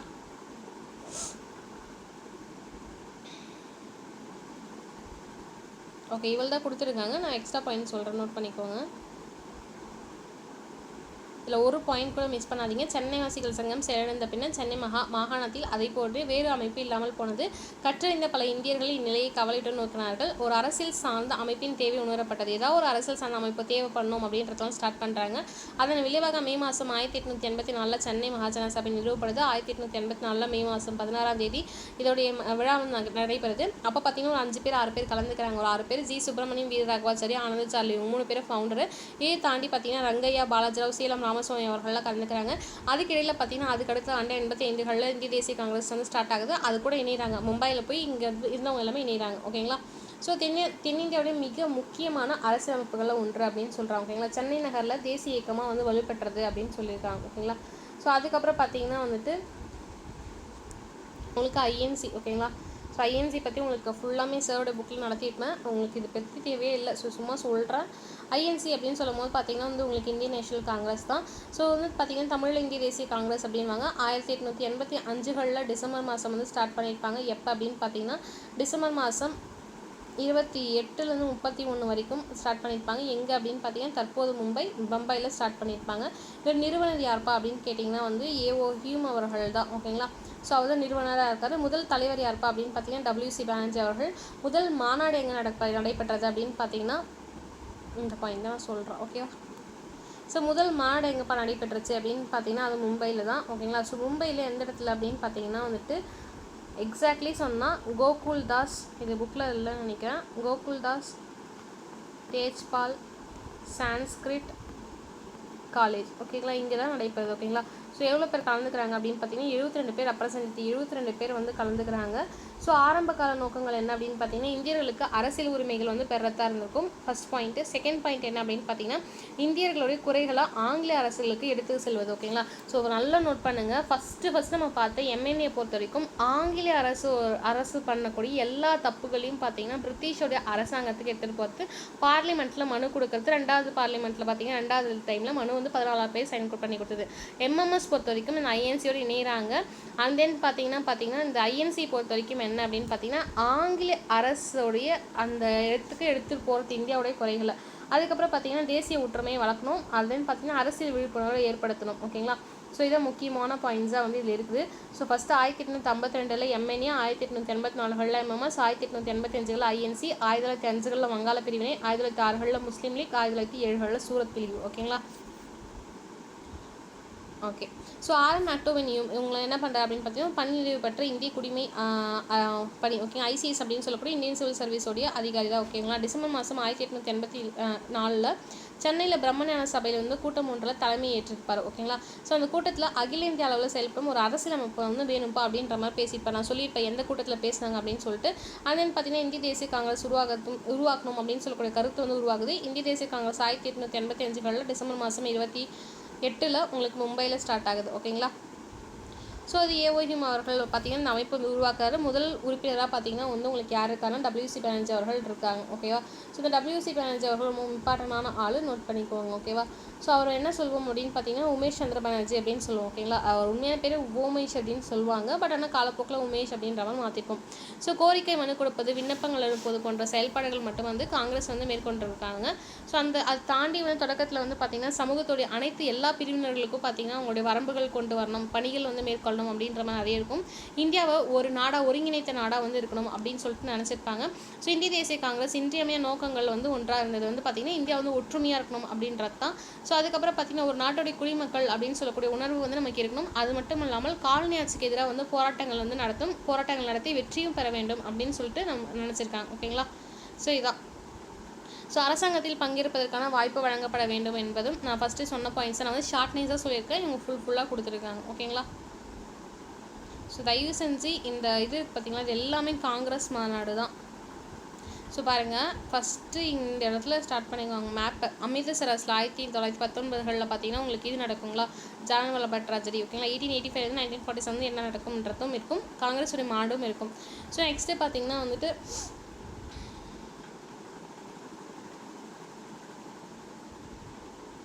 ஓகே. ஸோ லாகூரில் பார்த்திங்கன்னா 1893 1900 1909 ஈவெண்ட்லாம் நடக்கும். ஸோ 1885 பார்த்திங்கன்னா உங்களுக்கு மும்பையில், 86 கல்கத்தாவில், 87 மதராஸில், 88 பார்த்திங்கன்னா அலகாபாத், 96 ஓகேங்களா. இந்த வந்துட்டு பார்த்திங்கன்னா உங்களுக்கு காங்கிரஸோடைய செக்ஷன் நடக்கும். அதே 1905 பார்த்திங்கன்னா பனாரஸ் அப்படின்னு சொல்லக்கூடிய இடத்துல வந்து பார்த்திங்கன்னா உங்களுக்கு நடக்கும். ஓகேங்களா. ஸோ இங்கே காங்கிரஸ் செக்ஷன் நடக்கும். 1906 பார்த்திங்கன்னா மீண்டும் கல்கத்தாவில் நடக்கும். 1907 அப்படின்னு சொல்லும்போது சூரத் ஸ்பிளிட் நடக்கும். 1916 லக்னோ பேக்ட் அப்போ காங்கிரஸ் நடக்கும். 20 நாக்பூர் நடக்கும். 24 பெல்கம். ஓகேங்களா. மகாத்மா காந்தி அவர்கள் கலந்துப்பாங்க. 29 லாகூர் செக்ஷன் ஜவஹர்லால் நேரு வந்து கலந்துப்பாங்க. 31 கராச்சி அப்படின்னு சொல்லக்கூடிய இடத்துல பார்த்திங்கன்னா அடிப்படையுடைய உரிமைகள் தீர்மானம் நடத்தும். ஓகேங்களா. ஸோ முக்கியமான விஷயம் என்ன அப்படின்னு பார்த்தீங்கன்னா யார் வந்து தலைவராக இருக்காங்க. ஓகேவா. ஸோ 85 பார்த்தீங்கன்னா டபிள்யூசி பானர்ஜி இருப்பார், முதலாவது மாநாடு. ஸோ செகண்ட் பார்த்தீங்கன்னா கல்கத்தாவில் நடக்கும், அதில் பார்த்தீங்கன்னா 2வது மாநாடு. 3வது மெட்ராஸ் சென்னையில் நடக்கும். முதல் முஸ்லீமாவது பத்ருதீன் தியாப்ஜி அவர்கள் வந்து இருப்பார், முதல் முஸ்லீம் தலைவராக. அதுக்கப்புறம் பார்த்தீங்கன்னா அலகாபாத் நடக்கும். ஜார்ஜ் முதல் ஆங்கில தலைவர் அப்படின்னு சொல்லலாம். 1896 பார்த்தீங்கன்னா உங்களுக்கு கல்கத்தாவில் நடக்கும். இதில் யார் இருப்பாங்க அப்படின்னு பார்த்தீங்கன்னா சயானி அவர்கள் தான். ஃபுல் பேர்னா ரஹிமத்துல்லா சயானின்னு சொல்லுவாங்க. இங்கே பார்த்தீங்கன்னா வந்தே மாத்திரம் அப்படின்னு சொல்லக்கூடிய முழக்கம் வந்து இருக்கும். முதல் முறையாக ஃபஸ்ட் டைம் வந்து இங்கே சொல்லியிருப்பாங்க. ஓகேங்களா.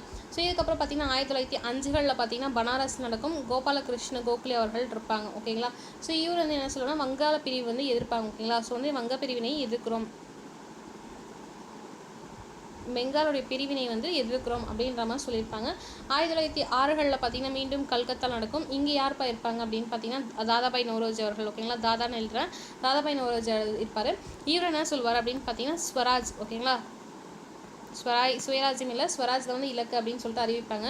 1907 பார்த்தீங்கன்னா உங்களுக்கு சூரத் நடக்கும். ஓகேங்களா.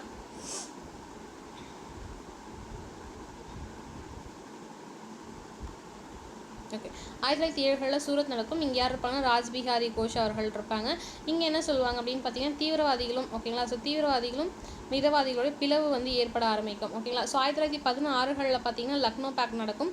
ஸோ லக்னோ பேக்டில் என்னப்பா சொல்லியிருப்பாங்க அப்படின்னு பார்த்தீங்கன்னா 1916. ஓகேங்களா. சிறப்பு மாநாடுன்றதுலாம் வந்து நோட் பண்ணிக்கோங்க, நான் சொல்கிற மீனிங்கு.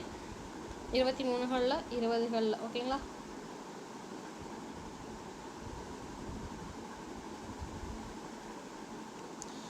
ஓகே. லக்னோவில் என்னப்பா நடக்கும் அப்படின்னு பார்த்தீங்கன்னா வந்து யார் வந்து இருப்பார் அப்படின்னு பார்த்தீங்கன்னா ஆர்சி மஜூம்தர். ஓகேங்களா. ஆர்சி மஜூம்தர் தான் லக்னோவில் இருப்பார். இவர் என்ன சொல்லியிருப்பார் அப்படின்னு பார்த்தீங்கன்னா லக்னோ பேக்ட். ஓகேங்களா. உங்களுக்கு முஸ்லீம்ஸ் வருவாங்க, லக்னோ பேக்ட் நடக்கும்.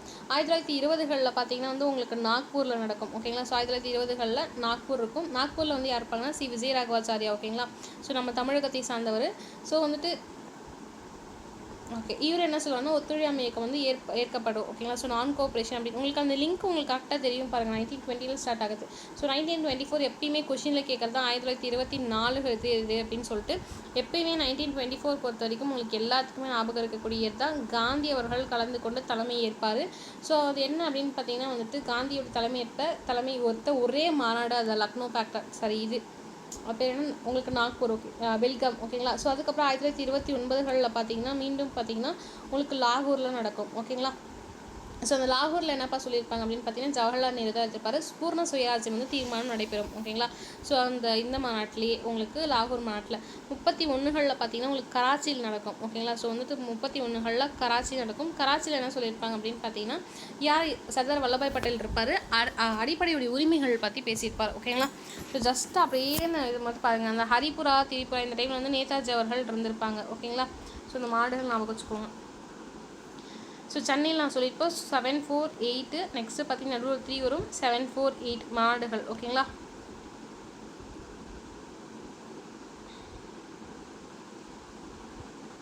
ஸோ இதெல்லாம் நான் ஃபஸ்ட்டே சொல்லியிருப்பேன் தொடக்க கால தேசியவாதிகளுடைய பங்கு அப்படின்ற மாதிரி. ஓகேங்களா. ஸோ அதெல்லாம் நீங்களே வந்து நோட் பண்ணிக்கோங்க.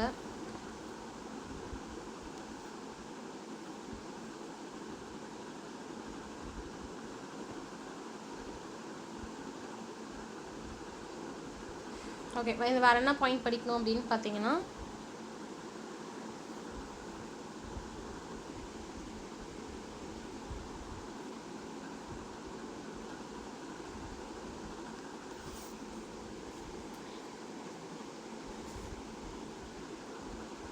ஸோ நான் ஃபஸ்ட்டே சொன்ன மாதிரி தொடக்க கால தேசியவாதிகள் பங்கு அப்படின்னு சொன்னோன்னா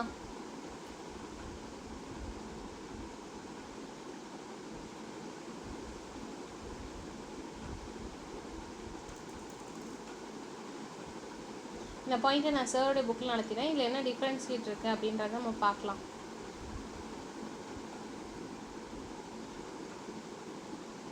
இதை பார்த்துட்டு நம்ம லெசன் க்ளோஸ் பண்ணிக்கலாம். ஓகேங்களா. ஓகே. ஸோ பார்த்தீங்கன்னா 1885 முதல் 1915 வரைக்கும் பார்த்தீங்கன்னா மிதவாதிகளுடைய காலம் அப்படின்னு சொல்லலாம். ஓகேங்களா. ஸோ மிதவாதிகள் உங்களுக்கு ஆனால் அதுக்கப்புறமே லைட்டாக 1906 அந்த டைமில் வந்து தீவிரவாதிகள் வந்துடுவாங்க.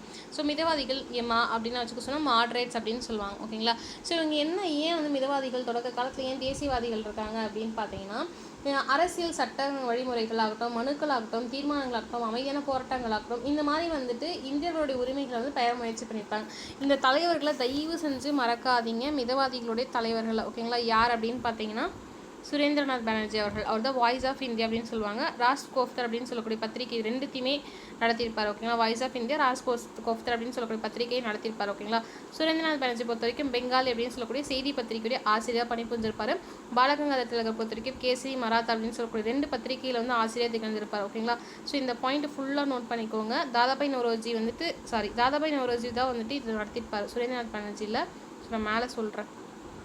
உங்களுக்கு பார்த்தீங்கன்னா ஃபஸ்ட்டு தாதாபாய் நௌரோஜி இருப்பாங்க, கோபாலகிருஷ்ண கோகலே. ஓகேங்களா. கோபாலகிருஷ்ண கோகலே, ஃபெரோஷா மேத்தா வந்து இருப்பாங்க. And then Surendranath Banerjee. உங்களுக்கு மிதவாதிகள் சொல்கிறேன், WC பானர்ஜி, MG ரானடே. ஓகேங்களா. இவங்க எல்லாமே மிதவாதிகள். ஓகேவா. ஸோ இங்கே என்ன அப்படின்னு பார்த்தீங்கன்னா இந்தியர்கள் அனைவரும் ஒரே தேசியத்தை வந்துட்டு பார்த்தீங்கன்னா சார்ந்தவர்கள் அப்படின்னு சொல்லக்கூடிய உணர்வு வந்து உருவாக்கியவர்கள். அதன் தேசிய ஒற்றுமையை வலுப்படுத்துகிறாங்க. ஸோ இந்திய தேசிய காங்கிரஸை வலுப்படுத்துறதுக்கு காரணம் என்ன, வலுவார்ந்தது காரணம் என்னன்னா ஆண்டுதோறும் பார்த்தீங்கன்னா மாநாடுகள் நடத்த மக்களுடைய கோரிக்கைகளை முன்வைக்கிறாங்க. அரசியல் விவாதங்களுக்கு பார்த்தீங்கன்னா மேடைகளில் வந்துட்டு அமைக்கவும் செய்கிறாங்க.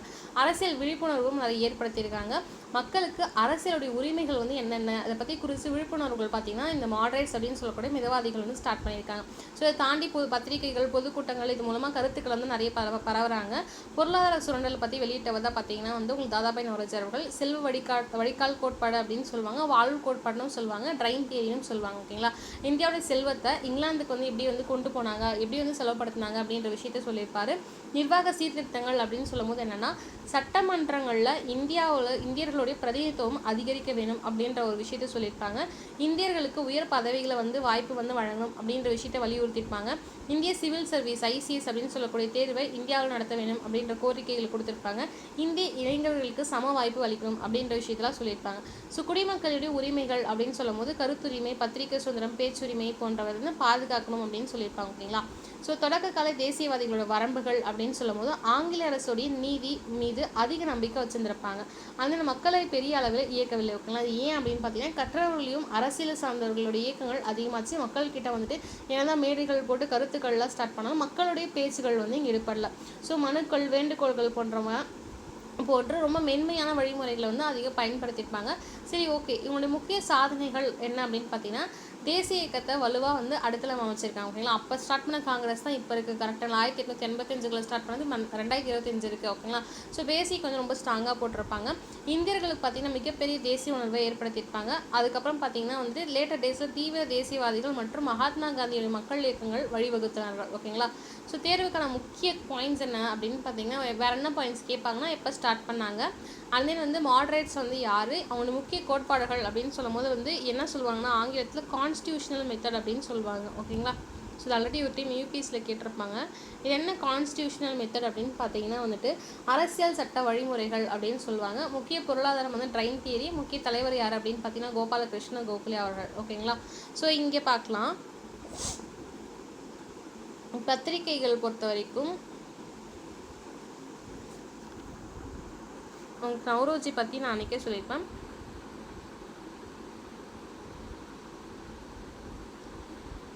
ஸோ இங்கே மாடரேட்ஸ் பொறுத்த வரைக்கும் பத்திரிகையை பார்க்கலாமா. ஸோ இந்த இடத்துல பார்த்தீங்கன்னா இங்கே ஓகே தாதாபாய் நவ்ரோஜி இருக்கா, வாய்ஸ் ஆஃப் இந்தியா, ராஜ்கோப்தர் அப்படின்னு இருக்கு. இது ஆல்ரெடி கேட்டிருக்காங்க. ஓகேங்களா. சுரேந்திரநாத் பானர்ஜி பொறுத்த வரைக்கும் பெங்காலி. ஓகேங்களா. அண்ட் தென் பார்த்தீங்கன்னா இன்னொன்று என்ன அப்படின்னு பார்த்தீங்கன்னா ஜி சுப்பிரமணிய ஐயர். ஓகேங்களா. சுப்பிரமணிய ஐயர் இவர் பார்த்தீங்கன்னா ஹிந்து அப்படின்னு சொல்லக்கூடிய பத்திரிகையோட ஃபவுண்டர். அண்ட் தென் பார்த்தீங்கன்னா சுதேசமித்ரன். ஓகேங்களா. சுதேசமித்ரன் அப்படின்னு சொல்லக்கூடிய பத்திரிகை ஃபவுண்டர். கோபாலகிருஷ்ண கோகலே யார், தாதாபாய் நவ்ரோஜி பொறுத்த வரைக்கும் இது ரெண்டு சொன்னால், கோபாலகிருஷ்ண கோகலே பொறுத்த வரைக்கும் யாருப்பா அப்படின்னு கேட்டிங்கன்னா அவர் தெரிஞ்சிருக்கும். அவருடைய பத்திரிகை பேர் என்ன அப்படின்னு பார்த்தீங்கன்னா ஹிதாவடா அப்படின்னு சொல்லுவாங்க. ஓகேங்களா. இவர் யாருன்னா இவர் ஒரு மனுஷன்னா அவருடைய ஆதரவாக தொடங்கியிருப்பார். பேரும் அதான் வச்சுருப்பாங்க. ஓகேங்களா. ஸோ இது வந்து ஹிந்து பொறுத்த வரைக்கும் உங்களுக்கு எப்போ ஸ்டார்ட் பண்ணியிருப்பாங்கன்னா தெரிஞ்சுக்கோங்க. ஜென்ரலாக 1878 ஸ்டார்ட் பண்ணியிருப்பாங்க. சுதேசமித்திரன் பொறுத்த வரைக்கும் எப்போ ஸ்டார்ட் பண்ணியிருப்பாங்க அப்படின்னு பார்த்தீங்கன்னா 1882 ஸ்டார்ட் பண்ணியிருப்பாங்க. முதல்ல வெற்றிகரமான போனால் தமிழ் நாளிதழ்களில் சுதேசமித்திரன் மிக மிக மிக முக்கியம். ஓகேங்களா. 1882 ஸ்டார்ட் பண்ணது. பெங்காலி அண்ட் தென் வந்து ராஜ்கோப்தர்லாம் பார்த்தீங்கன்னா ஃபஸ்ட்டே ஸ்டார்ட் பண்ணியிருப்பாங்க. எப்போ இந்த டைமில் அப்படின்னு சொல்கிறேன்.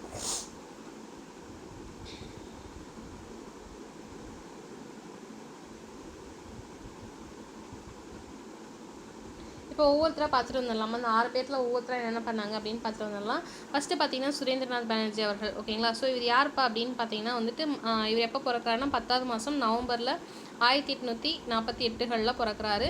So 6 August. ஓகேங்களா. ஸோ நாளைக்குன்னு வச்சுக்கோங்க. எக்ஸாக்டாக நாளைக்கு தான். நாளைக்கு 1925 இருக்கிறார். எப்போ செல்ஃப் ரெஸ்பெக்ட் ஸ்டார்ட் பண்ணும்போது 48 பிறக்கிறார். ஸோ இவருடைய அரசியல் பேர் என்ன, இவர் வந்து எப்படி அழைப்பாங்க அப்படின்னு பார்த்தீங்கன்னா பைனியர் ஆஃப் இந்தியன் நேஷனலிசம் அப்படின்னு சொல்லிட்டு இவர் அழைப்பாங்களா. அப்படின்னா என்ன அப்படின்னு கேட்டிங்கன்னா இந்தியாவுடைய அரசியல் விழிப்புணர்வுடைய முன்னோடி அப்படின்னு சொல்லிட்டு அழைக்கிறதா பார்த்தீங்கன்னா வந்துட்டு இந்த சுரேந்திரநாத் பானர்ஜி தொடக்க காலத்தில் வந்து ஒரு தேசியவாதியே இருக்கார். சரி, ஓகே. இவருடைய முக்கிய பங்களிப்புகள்லாம் என்ன அப்படின்னு சொல்லிட்டு நான் உங்களுக்கு ஒரு ரிவிஷன் மாதிரி சொல்கிறேன். 1876 இந்தியன் நேஷனல் காங்கிரஸ் அப்படின்னு இந்தியன் நேஷனல் அசோசியேஷன். ஓகேங்களா. 1876 ஓகேவா. ஸோ இவர் தான் 1876 பார்த்தீங்கன்னா உங்களுக்கு INA இந்தியன் நேஷனல் அசோசியேஷன் அப்படின்னு சொல்லக்கூடியதை வந்து நிறுவினாங்க. யார் கூட சேர்ந்து அப்படின்னு பார்த்தீங்கன்னா ப்ளஸ் யார் கூட சேர்ந்துனா ஆனந்த மோகன் போஸ். ஓகேங்களா. இவர் கூட சேர்ந்து தான் வந்துட்டு இணைகிறார். ஓகேங்களா.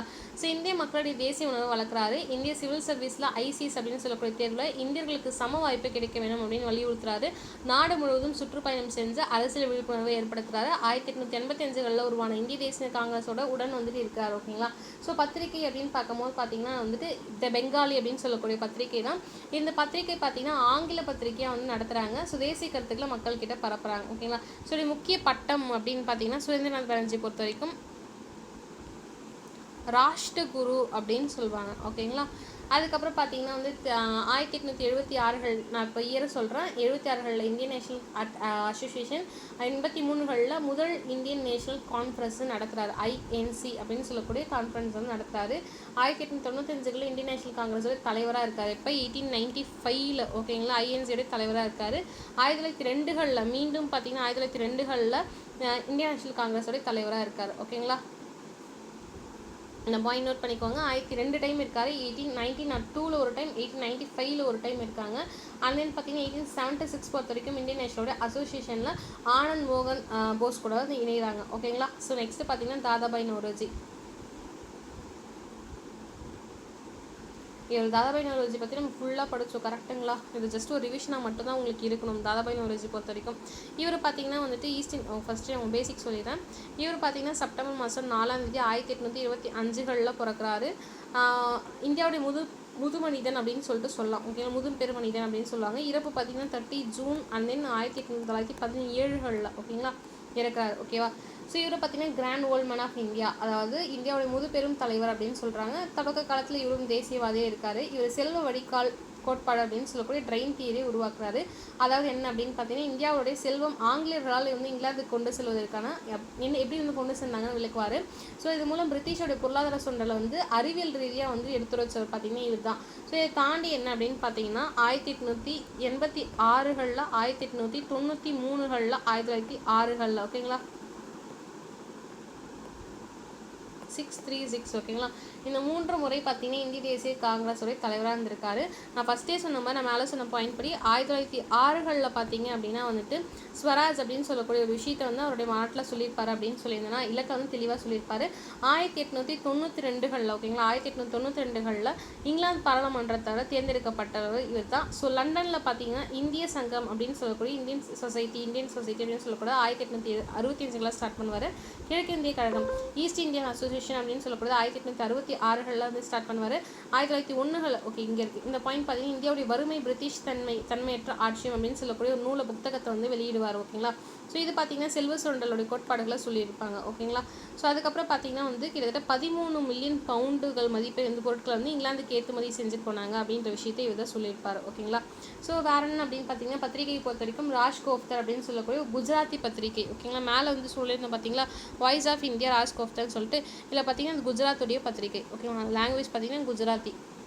அதில் என்னப்பா சொல்லியிருக்காரு அவர் அப்படின்னு பார்த்தீங்கன்னா சமூக மற்றும் அரசியல் கருத்துக்களை சொல்லியிருக்காரு. ஓகேங்களா. So father of Indian economics அப்படின்னு சொல்லக்கூடிய யார் அப்படின்னு பார்த்தீங்கன்னா இவர் தான். ஸோ இந்திய பொருளாதாரத்தோடைய சிந்தனையோட முன்னோடிகளில் ஒருத்தராக இருக்கார். ஓகேங்களா. முக்கியமான விஷயம் 25 பிறக்கிறாரு. 1917 இருக்கிறாரு. 86 93 1906 ஐஎன்சி தலைவராக இருக்காரு. 1992 முதல் இந்தியா எம்பியா பிரிட்டிஷ் பாராளுமன்றத்துக்கு போகிறாரு. 1901 பாவர்ட்டி அண்ட் பிரிட்டிஷ் ரூல் அப்படின்னு சொல்லக்கூடிய ஒரு புத்தகத்தை எழுதுறாரு. ட்ரெயின் தியரி அப்படின்னு சொல்லக்கூடிய செல்வ வடிகால் கோட்பாடு நடக்குது. 1906 ஸ்வராஜ் இலக்கு நடக்குது. 1865 இந்தியாவுடைய இந்தியன் சொசைட்டி அப்படின்னு சொல்லக்கூடியது ஸ்டார்ட் பண்ணுறாங்க. ஈஸ்ட் இந்தியா அசோசியேஷன் 1866 ஸ்டார்ட் பண்ணுறாங்க. ஓகேங்களா. ஸோ ஓகே நெக்ஸ்ட் யார் அப்படின்னு பார்த்தீங்கன்னா பாலகங்காதர திலகர் அவர்கள் தான். ஓகேங்களா. ஓகே பாலகங்காதர திலகரை படிச்சுட்டு நம்ம அந்த பின்னாடியும் சொல்லலாம். ஓகேவா.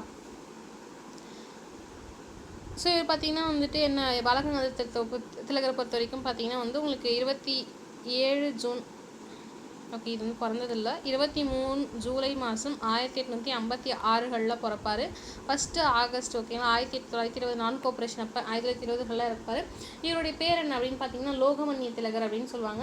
இவர் ஏன் இங்கே கொண்டு சொல்கிறீங்கன்னா புக்கில் கொடுத்துருக்காங்க கண்டினியூட்டியாக. இவர் பார்த்தீங்கன்னா ஒரு மாடரேட் மிதவாதிகள் கிடையாது. இவர் ஒரு தீவிரவாதிகள். இவருடைய முக்கிய முழக்கம் அப்படின்னு பார்த்தீங்கன்னா ஸ்வராஜ் என்பது எனது பிறப்புரிமை, அதை நான் நடந்தே தீர்வேன் அப்படின்னு சொல்லியிருப்பாரு. Swaraj is my birth right and I shall have it அப்படின்ற மாதிரி சொல்லியிருப்பாரு. முக்கிய பங்களிப்புகள் அப்படின்னு சொல்லும்போது தீவிர தேசிய இயக்கத்துறை தலைவர்கள் தான் லால்பால் பால் அப்படின்னு சொல்லுவாங்க. லாலா லஜபதி ராய், பாலகங்காதர திலகர், பிபின் சந்திரபால். அதுக்கப்புறம் ஸ்வதேசி இயக்கத்தை 1905 ஸ்டார்ட் பண்ணுவார். வங்காள பிரிவுக்கு எதிராக ஸ்வதேசி பொருட்களை பயன்படுத்தணும், அந்நிய பொருட்களை புறக்கணிக்கணும், பாய்காட் பண்ணணும் அப்படின்னு சொல்லியிருப்பாரு. தேசிய கல்வியை ஆதரிப்பார். 1916 அன்னி பெசன்ட் கூட சேர்ந்து ஹோமொழி இயக்கத்தை முன்னெடுத்திருப்பாரு. விநாயகர் சதுர்த்தி அப்படின்னு சொல்லக்கூடிய விநாயகருடைய விழா நடத்தியிருப்பாரு. சிவாஜி விழா நடத்தியிருப்பாரு. இது மூலமாக தேசிய உணர்வை வெளிக்காட்டியிருப்பாரு. கேசரி மராத்தா அப்படின்னு சொல்லக்கூடிய பத்திரிகைகள் நடத்தியிருப்பாரு. நல்லா நோட் பண்ணிக்கோங்க. கேசரி பார்த்தீங்கன்னா மராத்தி லாங்குவேஜில் இருக்கும். மராத்தா அப்படின்னு சொல்லக்கூடிய பத்திரிகை ஆங்கில லாங்குவேஜில் இருக்கும். முக்கிய நூல்கள் அப்படின்னு சொல்லும்போது கீதா ரகசியா, த ஆர்கிடெக்ட் ஹோம் இந்த வேதாஸ் அப்படின்னு சொல்லி நூல் எழுதியிருப்பார். ஓகேங்களா. நான் உங்களுக்கு சொல்கிறேன், அந்த கொடுத்துருக்க மாட்டாங்க.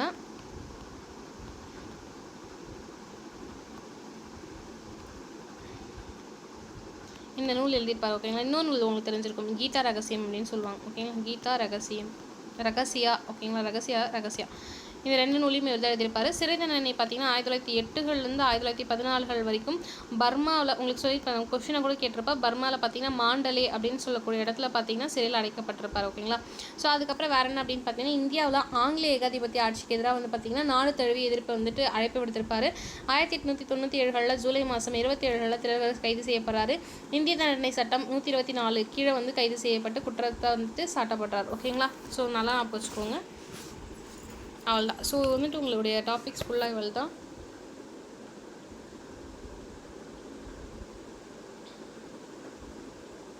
ஸோ இது கொஸ்டின் சொல்லுங்கள் மேம். மேம் திலகர் தானே சொல்லியிருப்பாரு இந்தியானது. Yes ma'am, India's my swaraj right I shall have it அப்படின்னு நம்ம திலகர் சொல்லியிருப்பார். அதுதான் சொன்னேன். இப்போ பாலகங்காதரர் வந்து ஸ்லோகன் இது கிடையாது. புரியல. இப்போ ஒரு ஸ்லோகன் சொன்னீங்களா மேம், அது திரும்ப ரிப்பீட் பண்றீங்களா? ஸ்லோகன் வந்து நான் சொல்லுங்க அந்த ஸ்லோகனுங்களா, ஸ்வராஜ் என்பது எனது பிறப்புரிமை, அதை நான் அடைந்தே தீருவேன் அப்படின்னு சொல்லிட்டு திலகர் சொல்லியிருப்பார்.